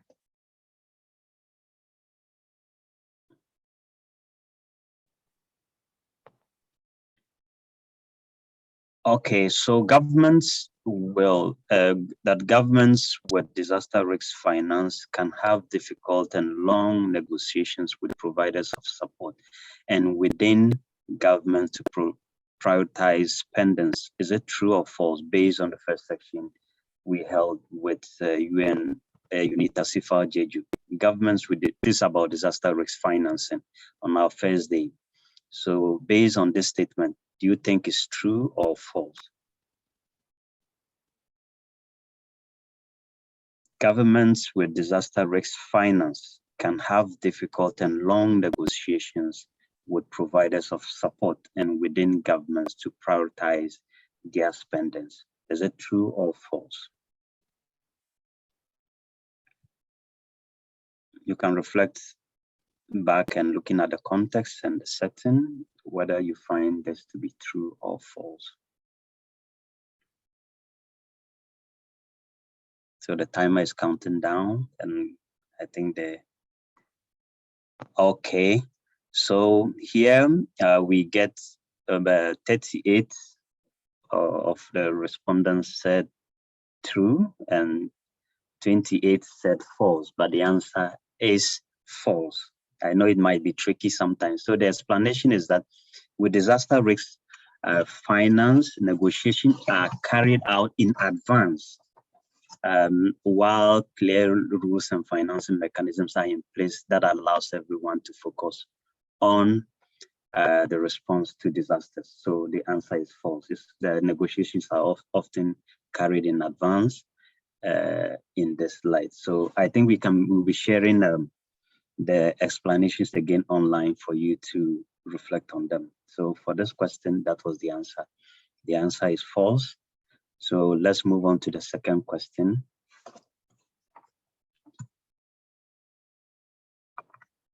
So yes. So the second question says that governments with disaster risk finance needs to find money in time of crisis, taking away already budgeted resources and disrupting planned spendings. Governments with disaster risk finance needs to find money in times of crisis, taking away already budgeted resources and disrupting planned spendings. Is it true or false?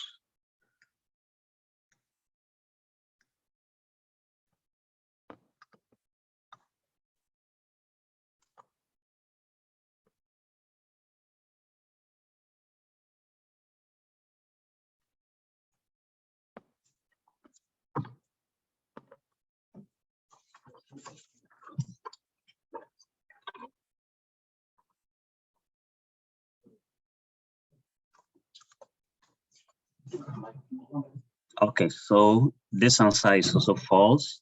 So governments with spendings with disaster risk finance needs to find money in times of crisis, taking away already budgeted resources and disrupting planned spendings isn't true. The idea is that through disaster risk finance, governments have dedicated resources already available for disaster responses, protecting planned investments and public services. So the answer is false in this case, based on what we learned or we discussed on the first day. Yes, so the answer is also false. Let's move to the second question. Edited question, sorry.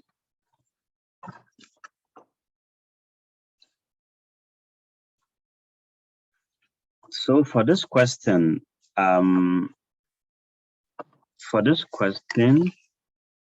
it says that disaster risk financing or finance is a comprehensive approach to risk management and financial protection and it can replace risk reduction and resilience measures. Is it true or false?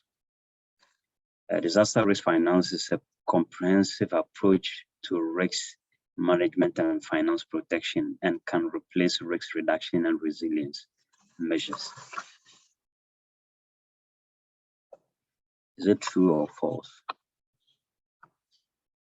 It's a comprehensive approach to risk management and finance protection, and it can replace risk reduction and resilience. Yes, the time is up. The correct answer, as you see in green, is false. I know a majority. I know it might be confusing, a bit confusing and tricky, but this is it. So the explanation for this question is that financial protection is embedded within the risk management framework, because this had been something talked about on the first day, where financial protection is considered as one of the 5 pillars to enhance risk management. So in other words, financial protection complements but does not replace. It doesn't replace.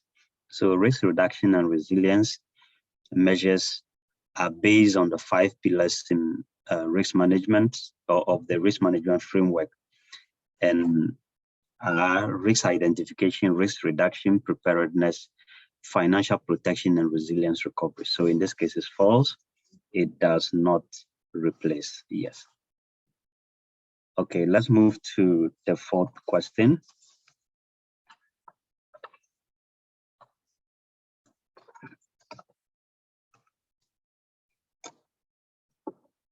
So in this case, this isn't true or false. So you could have 1, 2, or 3 options you can select. So the question says, please select all the options or the possible options that governments can do for better disaster risk finance. So we have 1, take stock of how disaster response is currently financed, gather risk information and carry out risk assessment, ensure funds are available quickly when and only when they are required. The next one is on the 4th point, need to plan a financial protection strategy only when they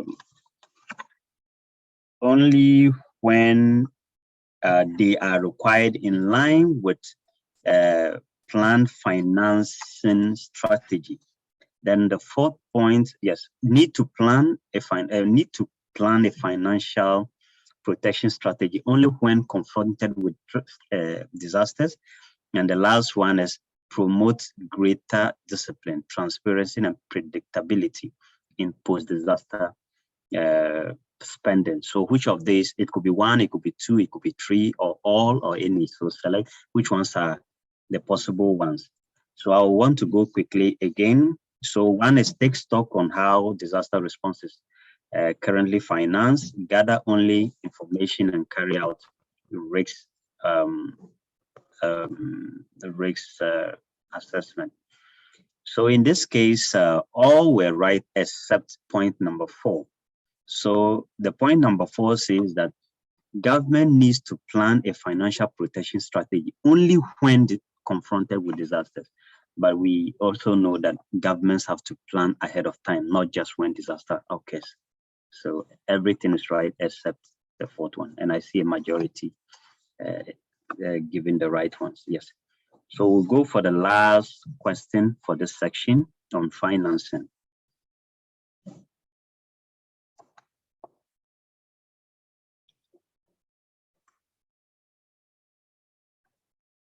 So the final word here, you're supposed to select the option which is not considered as the core principle of disaster risk finance. Which of these options is not considered? So the first one is timeliness of funding. The second one is disbursement of funding. The third one is disaster risk layering. The 4th one is data and analytics. And the last one is about climate information and early warning systems for infrastructure design and resilience financing.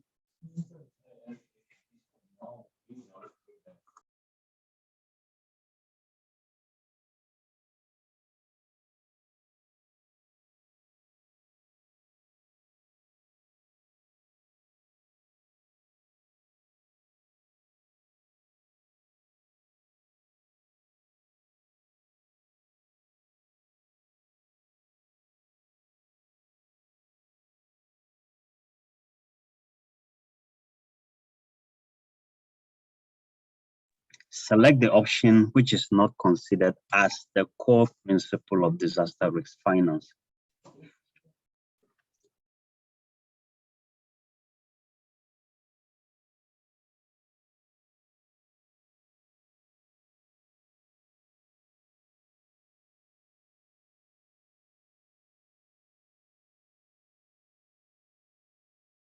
Okay, so the responses shows that all are right except the last one.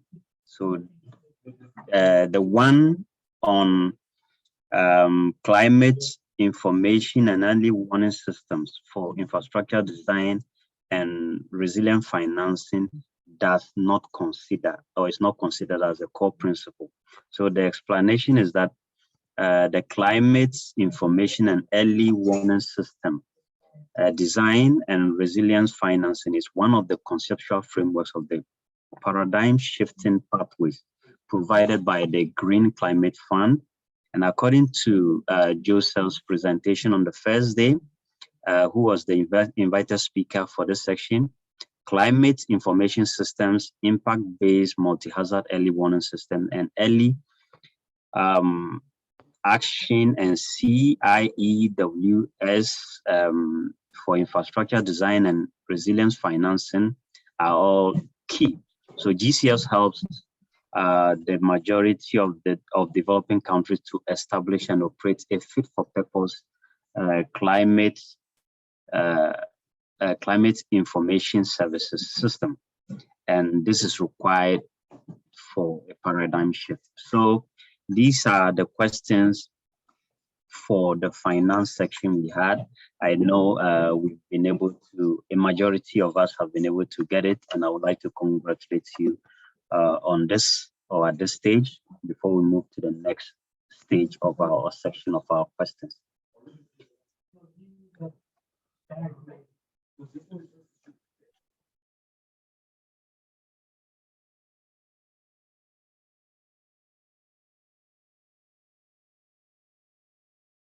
This is the results we have in here, and the points we have. Pranab, he got 4,385 points, and it goes that way. Amir, Huzifi, Marvin, Batang, Joseph. So it goes in that way. So these are those who scored the highest point from this quiz. And we'd like to congratulate you and congratulate everybody for your great work and great responses. So it shows that the majority of us have been following, and we are still keeping them, and we hope we are able to apply them when we get back home. So we go to the next stage. That was led by UN POG, UN DESA, and we talked, the section focused on risk-informed governance and leveraging innovative technologies for disaster risk reduction. So the first question, Anna, let's go.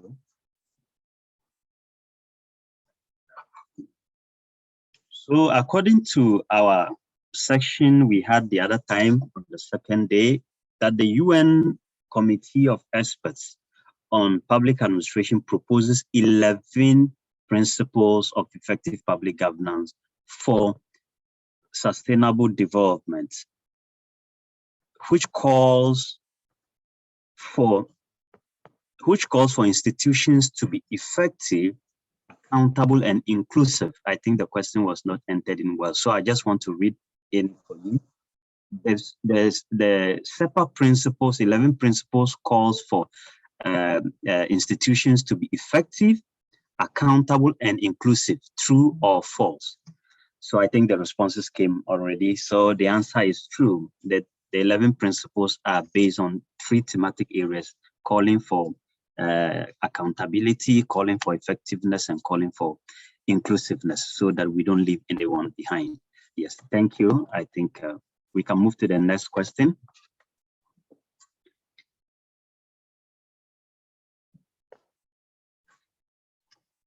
So the next question says that based on what we did, the COVID-19 pandemic had no systematic impact on the SDGs. Is it true or false? COVID-19 never had any systematic effect or impact on the SDGs? True or false? I expect us to get this very correct. We're just trying to reflect. I know we looked at the data, and Alex also had a presentation today, which also touched on COVID issues. Yes, I think is false, because COVID really had a systematic impact on COVID-19. And the other day we had this where we found the interlinkages of COVID on most of the SDGs, either on poverty, on education, and everything. Yeah, a majority had it correct. Then we move to the third question. Yes. So the third question states that risk-informed governance. So risk-informed governance requires collaboration and calls for engagement to connect between national and local plans and legislations for real world impacts. So it calls for collaboration and engagement between national or local plans and legislation. Is it true or false? Does it talk about engagement, or it doesn't call for that? Okay, great. I think everybody got it correct. So we all know that it's really collaboration, whole of society, whole of government approach, and multi-stakeholder engagement. So yes, so we go to the fourth question. It's also on risk-informed governance. The fourth question states that risk-informed governance through digital government and frontier technologies are key enablers for achieving the SDGs, disaster risk reduction, and building resilience. Is it true or false? Does risk-informed governance through digital technologies and frontier technologies enable the achievement of the SDGs and disaster risk reduction and building resilience? In our second section, we went through that. We just want to see whether it's true or false. Great. So we have everybody, almost a majority, almost everybody saying true, and true is right, because we highlighted the other day that especially digital government through ICTs and frontier technologies are key components of risk-informed governance. And at the same time, they are key enablers for achieving the SDGs and the building resilience and ensuring disaster risk reduction. So we'll go on to our last question for the section 2, or the second part of our quiz. This talks about data, the importance of data. So we want to know that data is the lifeblood of decision making and the raw material for promoting effective disaster risk management and accountability. Is it true or false? Is data really important for effective disaster risk management, or we don't need data at all, according to this statement?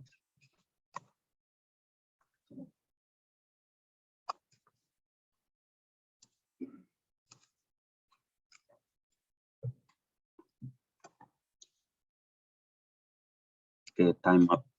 Let's see what comes in here. Yes, I think almost everybody, 99% of participants saying true, and it's really true. So the other time we really found that there was a clear statement that data is really the lifeblood of decision making. We're looking at making decisions that are evidence-based, and data should be driven by decision making should be driven by data, and evidence is important for really ensuring disaster risk reduction as well as its management.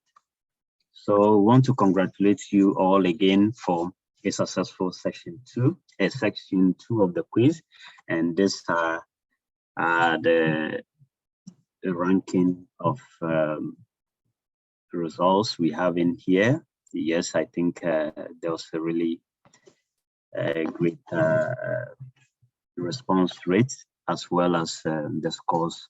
So we have Amir, we have Huzefi, we have Pranab, again, this time on the 3rd position. Then we have Joseph, we have Bonbon, we have Dinesh Bell, David, Chris, LCS. I think it's continues that way. So we have we all did very well in the responses. So we'll go to the final section of our quiz.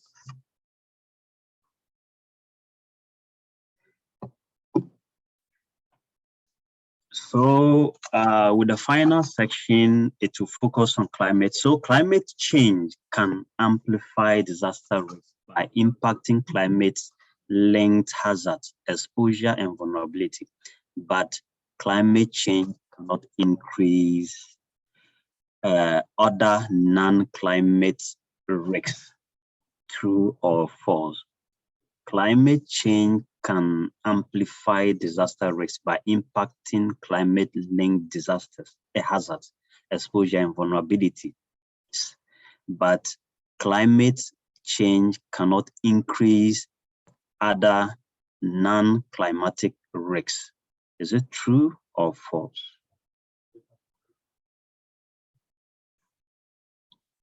It can amplify disaster risks, but cannot increase other non-climatic risks. True or false?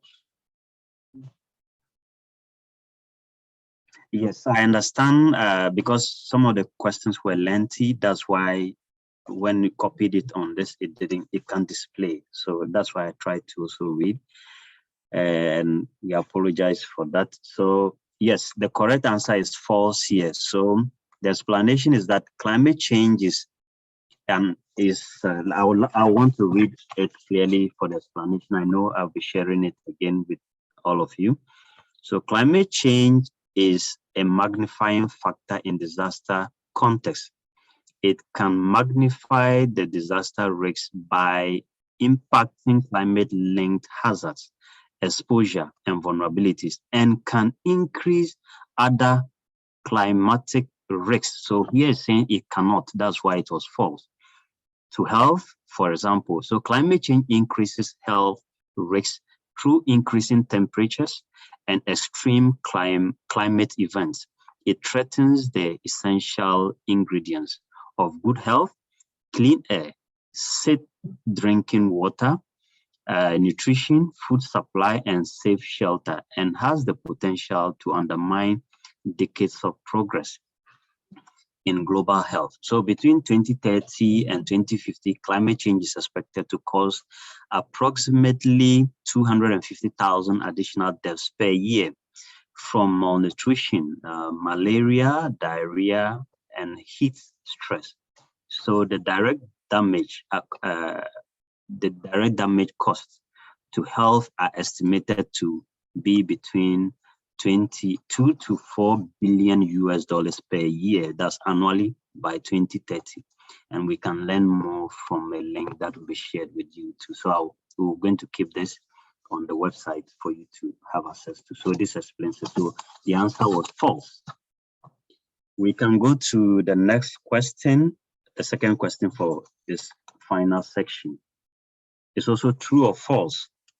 So the question says that understanding and using current risk scenario is sufficient for risk reduction and resilience planning. Understanding and using current risk scenario is sufficient for risk reduction and resilience planning. Is it true or false?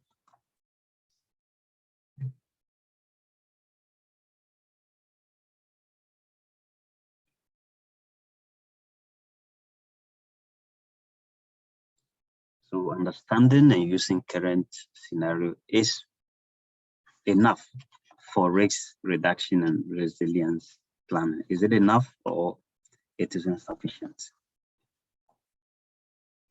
Yeah, I see some putting it in the messages, so you can just put it up in the Mentimeter so that we are able to collate the response as well.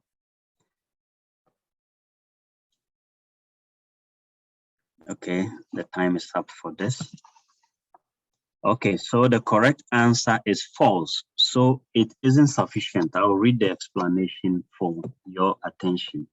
So it says that, so the question again, that understanding and using current risk scenario is sufficient for risk reduction and resilience building, and it says it's false because risk-informed development is a key success factor to disaster risk management and resilience building. It includes the understanding of risks, existing and new. The world is changing rapidly, and there are increasingly unknown risks. Cities must be adaptive to living with uncertainty.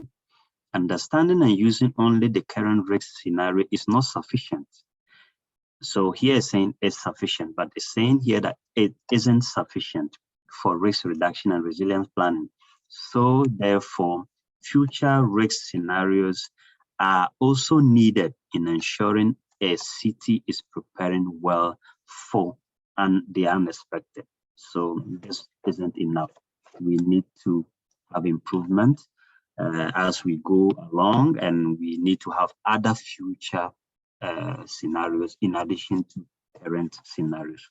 So the answer is false, and thank you very much for the response. We'll go to the fourth question.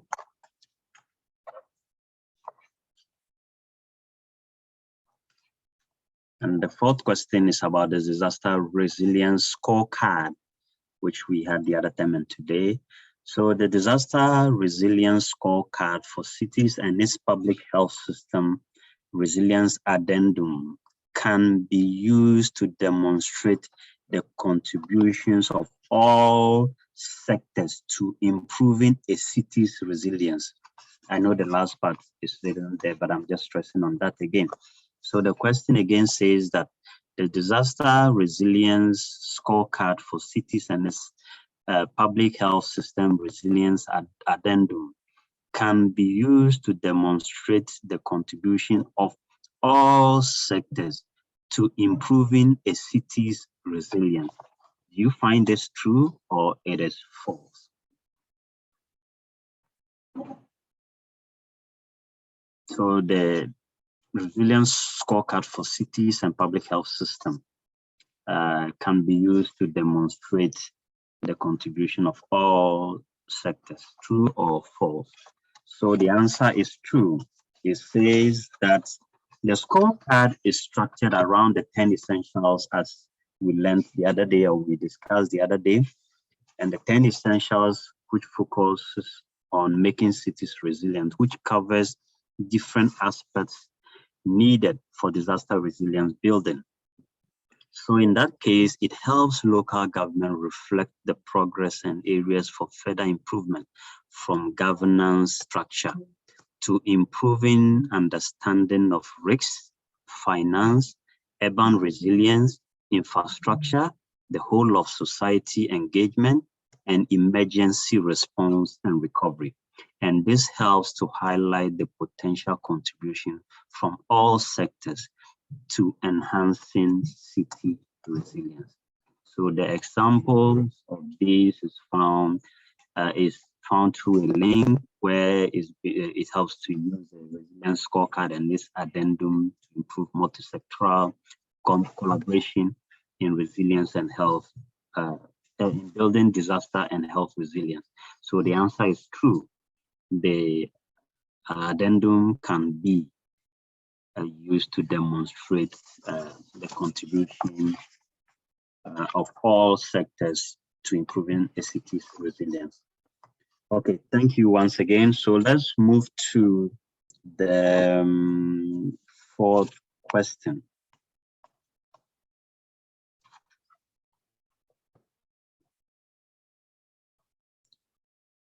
Maybe pause a while. Can it pause? Okay, let's just go. So good disaster risk governance takes into consideration ownership, participation, communication, capacity, and accountability. Is it true or is false? Good disaster risk governance takes into consideration ownership, participation, communication, capacity, and accountability. Is this true or is false?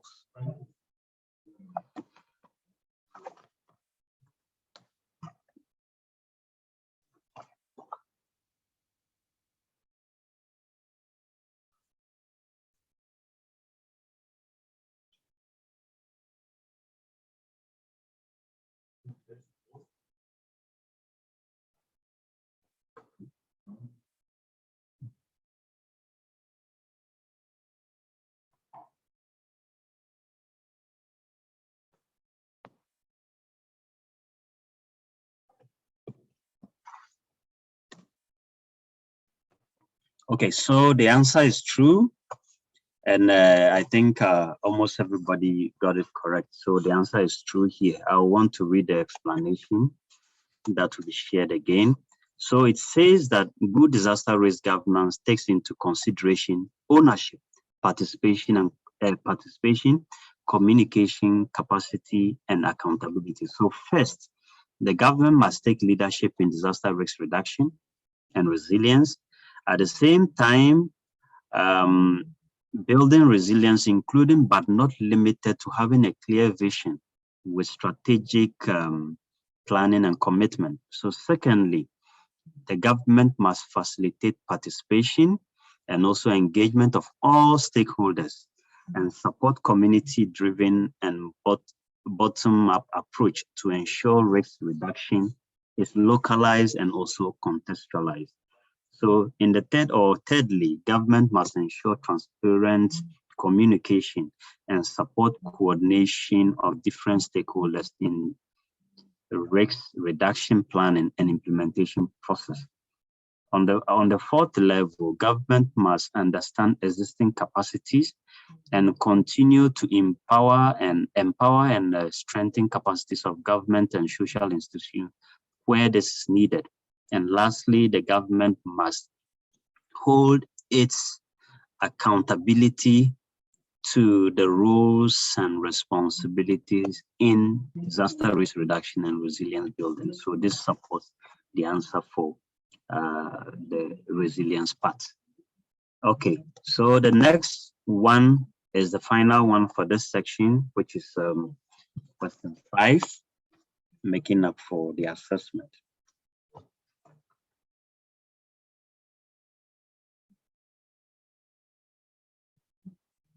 Okay, so maintenance of infrastructure is not an issue of resilience. I think this is straightforward, pretty straightforward, that maintenance of infrastructure is not an issue of resilience.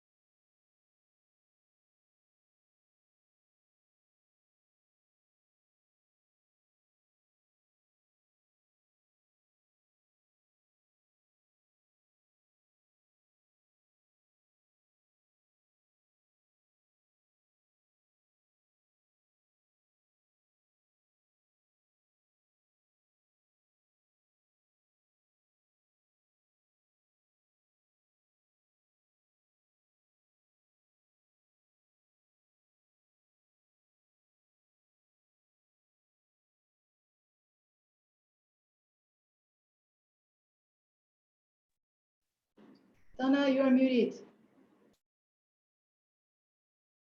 Thank you. Thank you for drawing my attention. Thank you.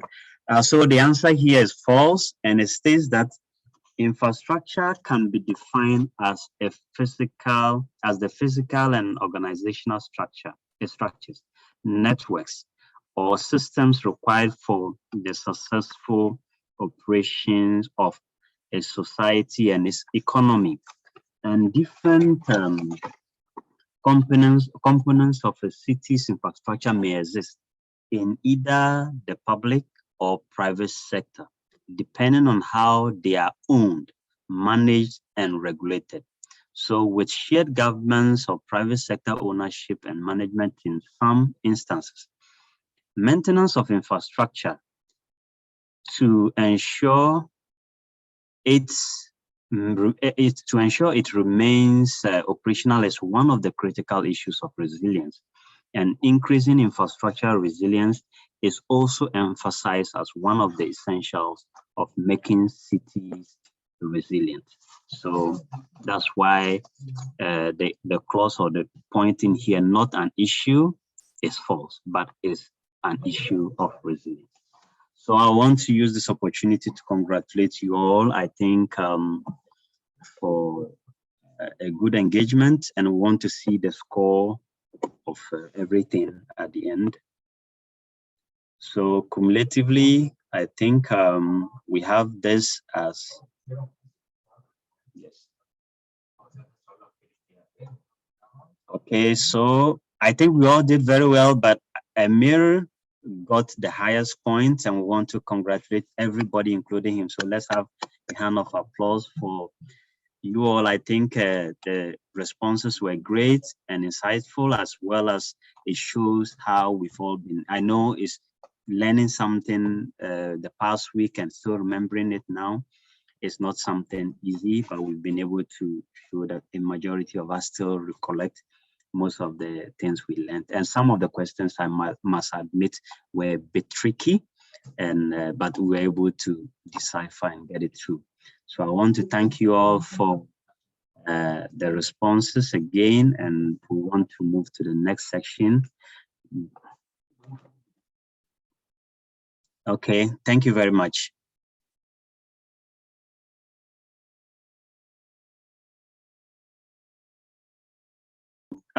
Before we move to the closing, whilst we wait, hello? Yes. So before we move to the next session, I'll hand over to Anna whilst we're waiting for the closing session to get ready. We want to use the next few minutes to request you to respond to the evaluation we currently have. So we want you to give us your frank feedback, as well as responses about what you've learned so far and what you think can be improved. What are the capacity development support you may want to receive? So whilst we prepare to start with the closing, I want to share the link with you in the chat. So just kindly click on the link and give us your responses, or use the next 5 minutes to submit your responses to this evaluation, the post-event evaluation, which we really want to appreciate very much. We want to have it done so that we can better prepare or plan for our future activities. So I'm sending the link right here. So kindly click on it and submit your responses. Did you get the link in the chat box? Yes. It's the, okay, let me write again and put it there. Post event survey.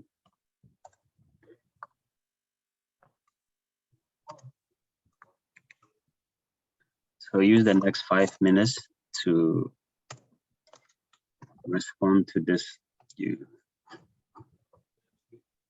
I know it wouldn't take much time. Yeah.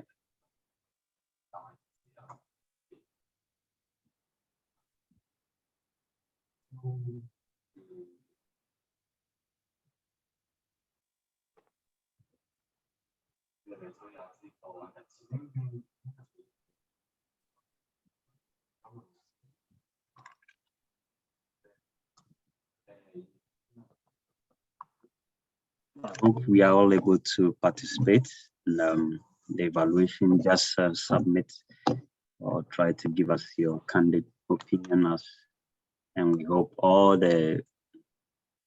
you've been able to learn and what you want to share, or what you want to continue to do after this event, shared in the evaluation. We will appreciate very much your feedback through the evaluation. Yes.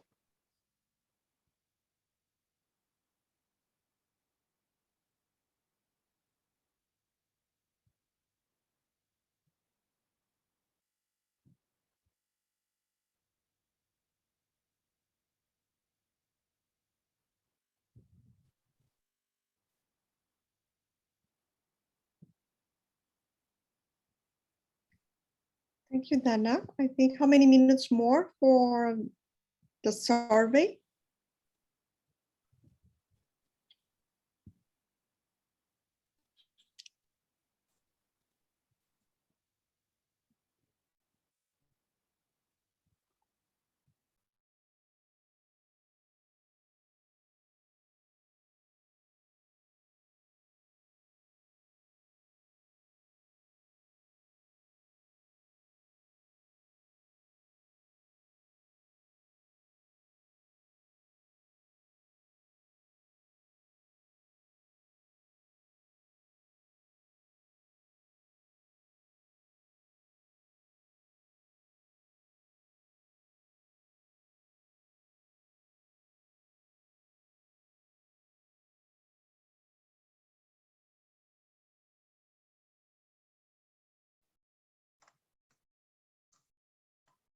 Okay, thank you so much for the feedback submitted so far.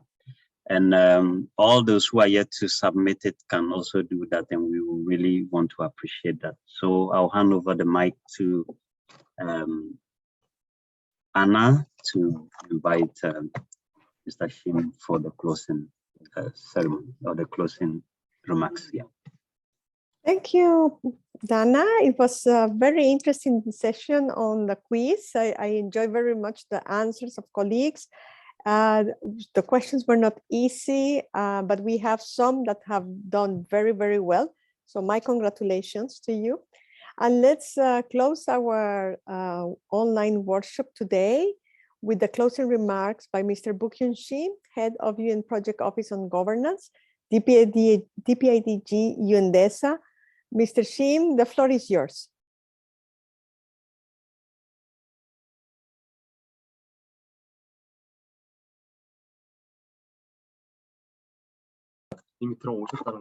I think he's having a challenge in reconnecting, so he will reconnect shortly. Let me just, yeah, he was on, but I think he speaks, but we don't hear. Okay, so he disconnect, no problem.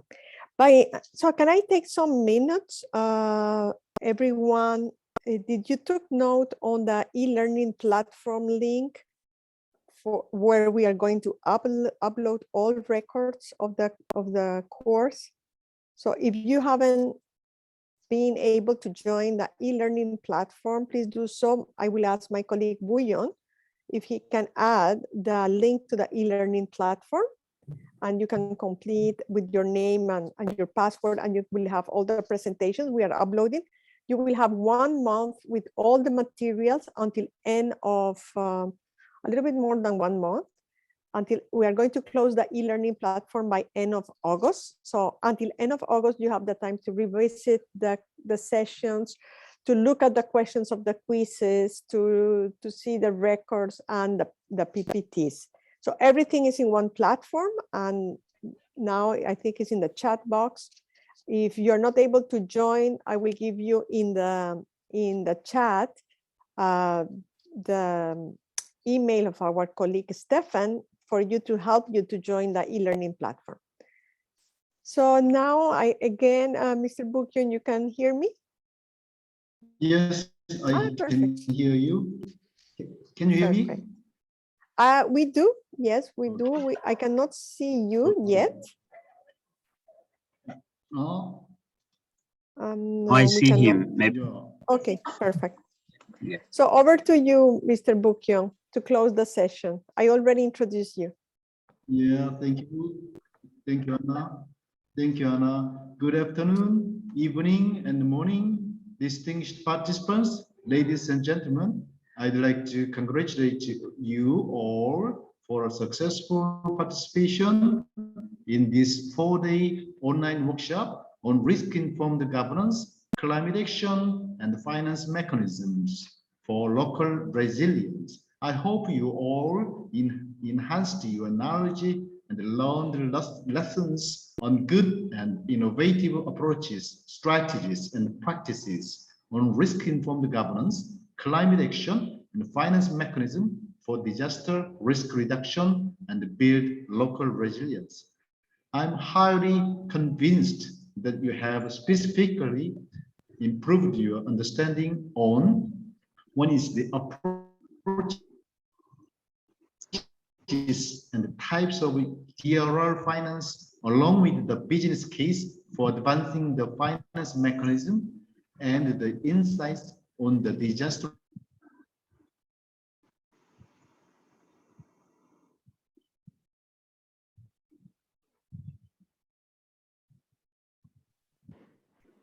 Anna, Mr. Shim is disconnected again. I just was giving some time to him. Somehow it was breaking up. He was disconnected. He will join again.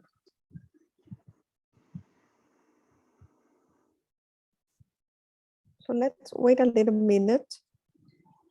In the meantime, I'm searching for the link to the e-learning platform, to which I'm going to add now. The instructions.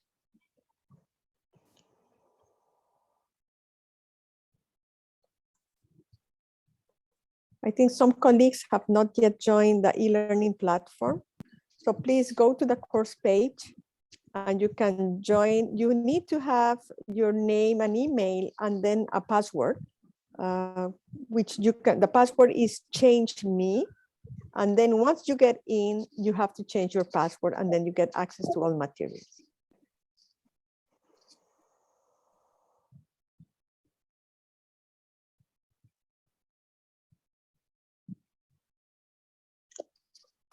We give them some minutes. Thank you for your patience.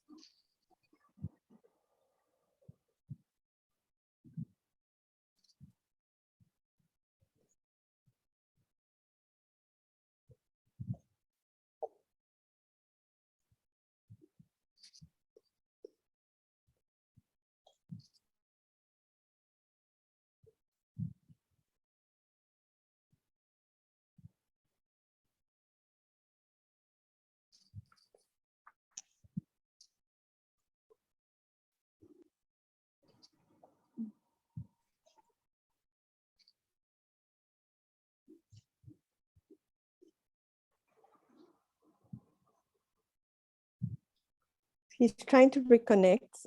We apologize to everyone. No problem.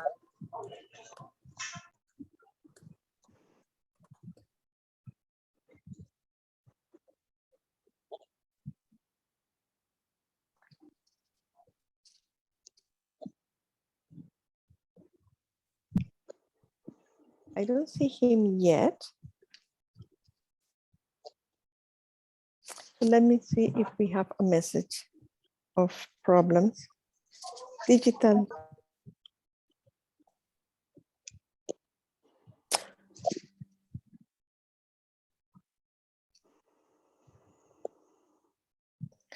He left a meeting to come to join us. So he is in between meetings. Now he's joining again to finalize his closing remarks.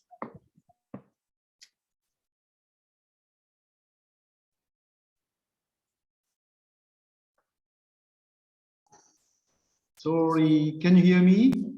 We do. We hear you Okay. very well. I don't know where did I stop. Okay, as organizers of this important online workshop, it has been a great pleasure to witness your active participation and interactions during the various sessions. I sincerely appreciate your great enthusiasm and insightful contributions. I hope this online workshop has provided a unique opportunity to share knowledge and exchange innovative practices. Since the training toolkit on risk-informed governance and innovative technologies for DRR and resilience was introduced during the workshop, I invite to find time to provide you valuable and constructive feedback, as well as send us any capacity development requests or needs for your community or country. Based on the interactive discussions that transpired over the past sessions, I'd like to highlight a few key takeaways with policy implications.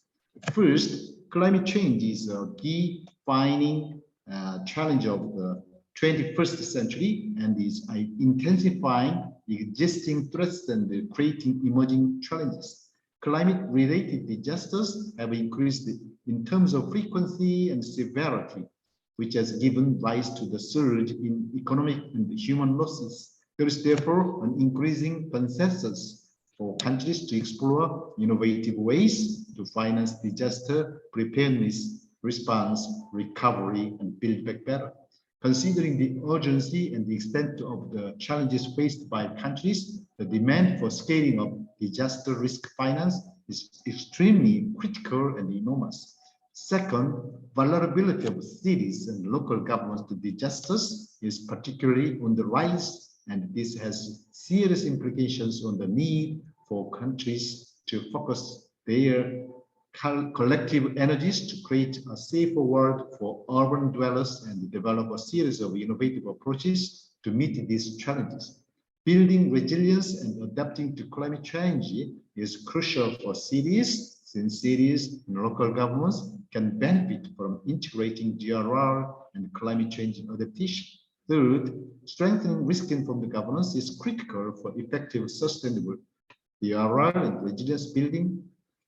It includes such major components as leadership, institutional coordination, empowering local authorities, effective risk communication strategy for ensuring public trust, integrated decision-making through real-time data, information sharing, and stakeholder engagement and partnership are particularly imperative. Fourth, leveraging frontier technologies and harnessing digital government greatly contribute to risk-informed decision-making and effective response to disasters. Fifth, strengthening public governance and leveraging technologies and digital government can contribute to better responding to public health emergencies, including the current COVID-19 pandemic. Finally, the importance of fostering innovation and building partnerships with the private sector and other stakeholders was emphasized as well. Government needs to actively engage with scientists, researchers, entrepreneurs, and startups, as well as youth and students to foster innovative collaboration for DRR and building resilience. We hope that you can further share these new ideas and knowledge gained from this online workshop with your colleagues and friends in your country, so that more countries, cities, communities can better address disasters whose impacts are becoming complex and systemic. UNDESA, DPID, UNPOZ, in partnership with UNDRR, ONI, and Getty, and Untitled Chapter and other partners, will continue doing our best to support member states in achieving DRR and building resilience, particularly for sustainable and resilient recovery from pandemics such as COVID-19. We look forward to your continued collaboration and engagement.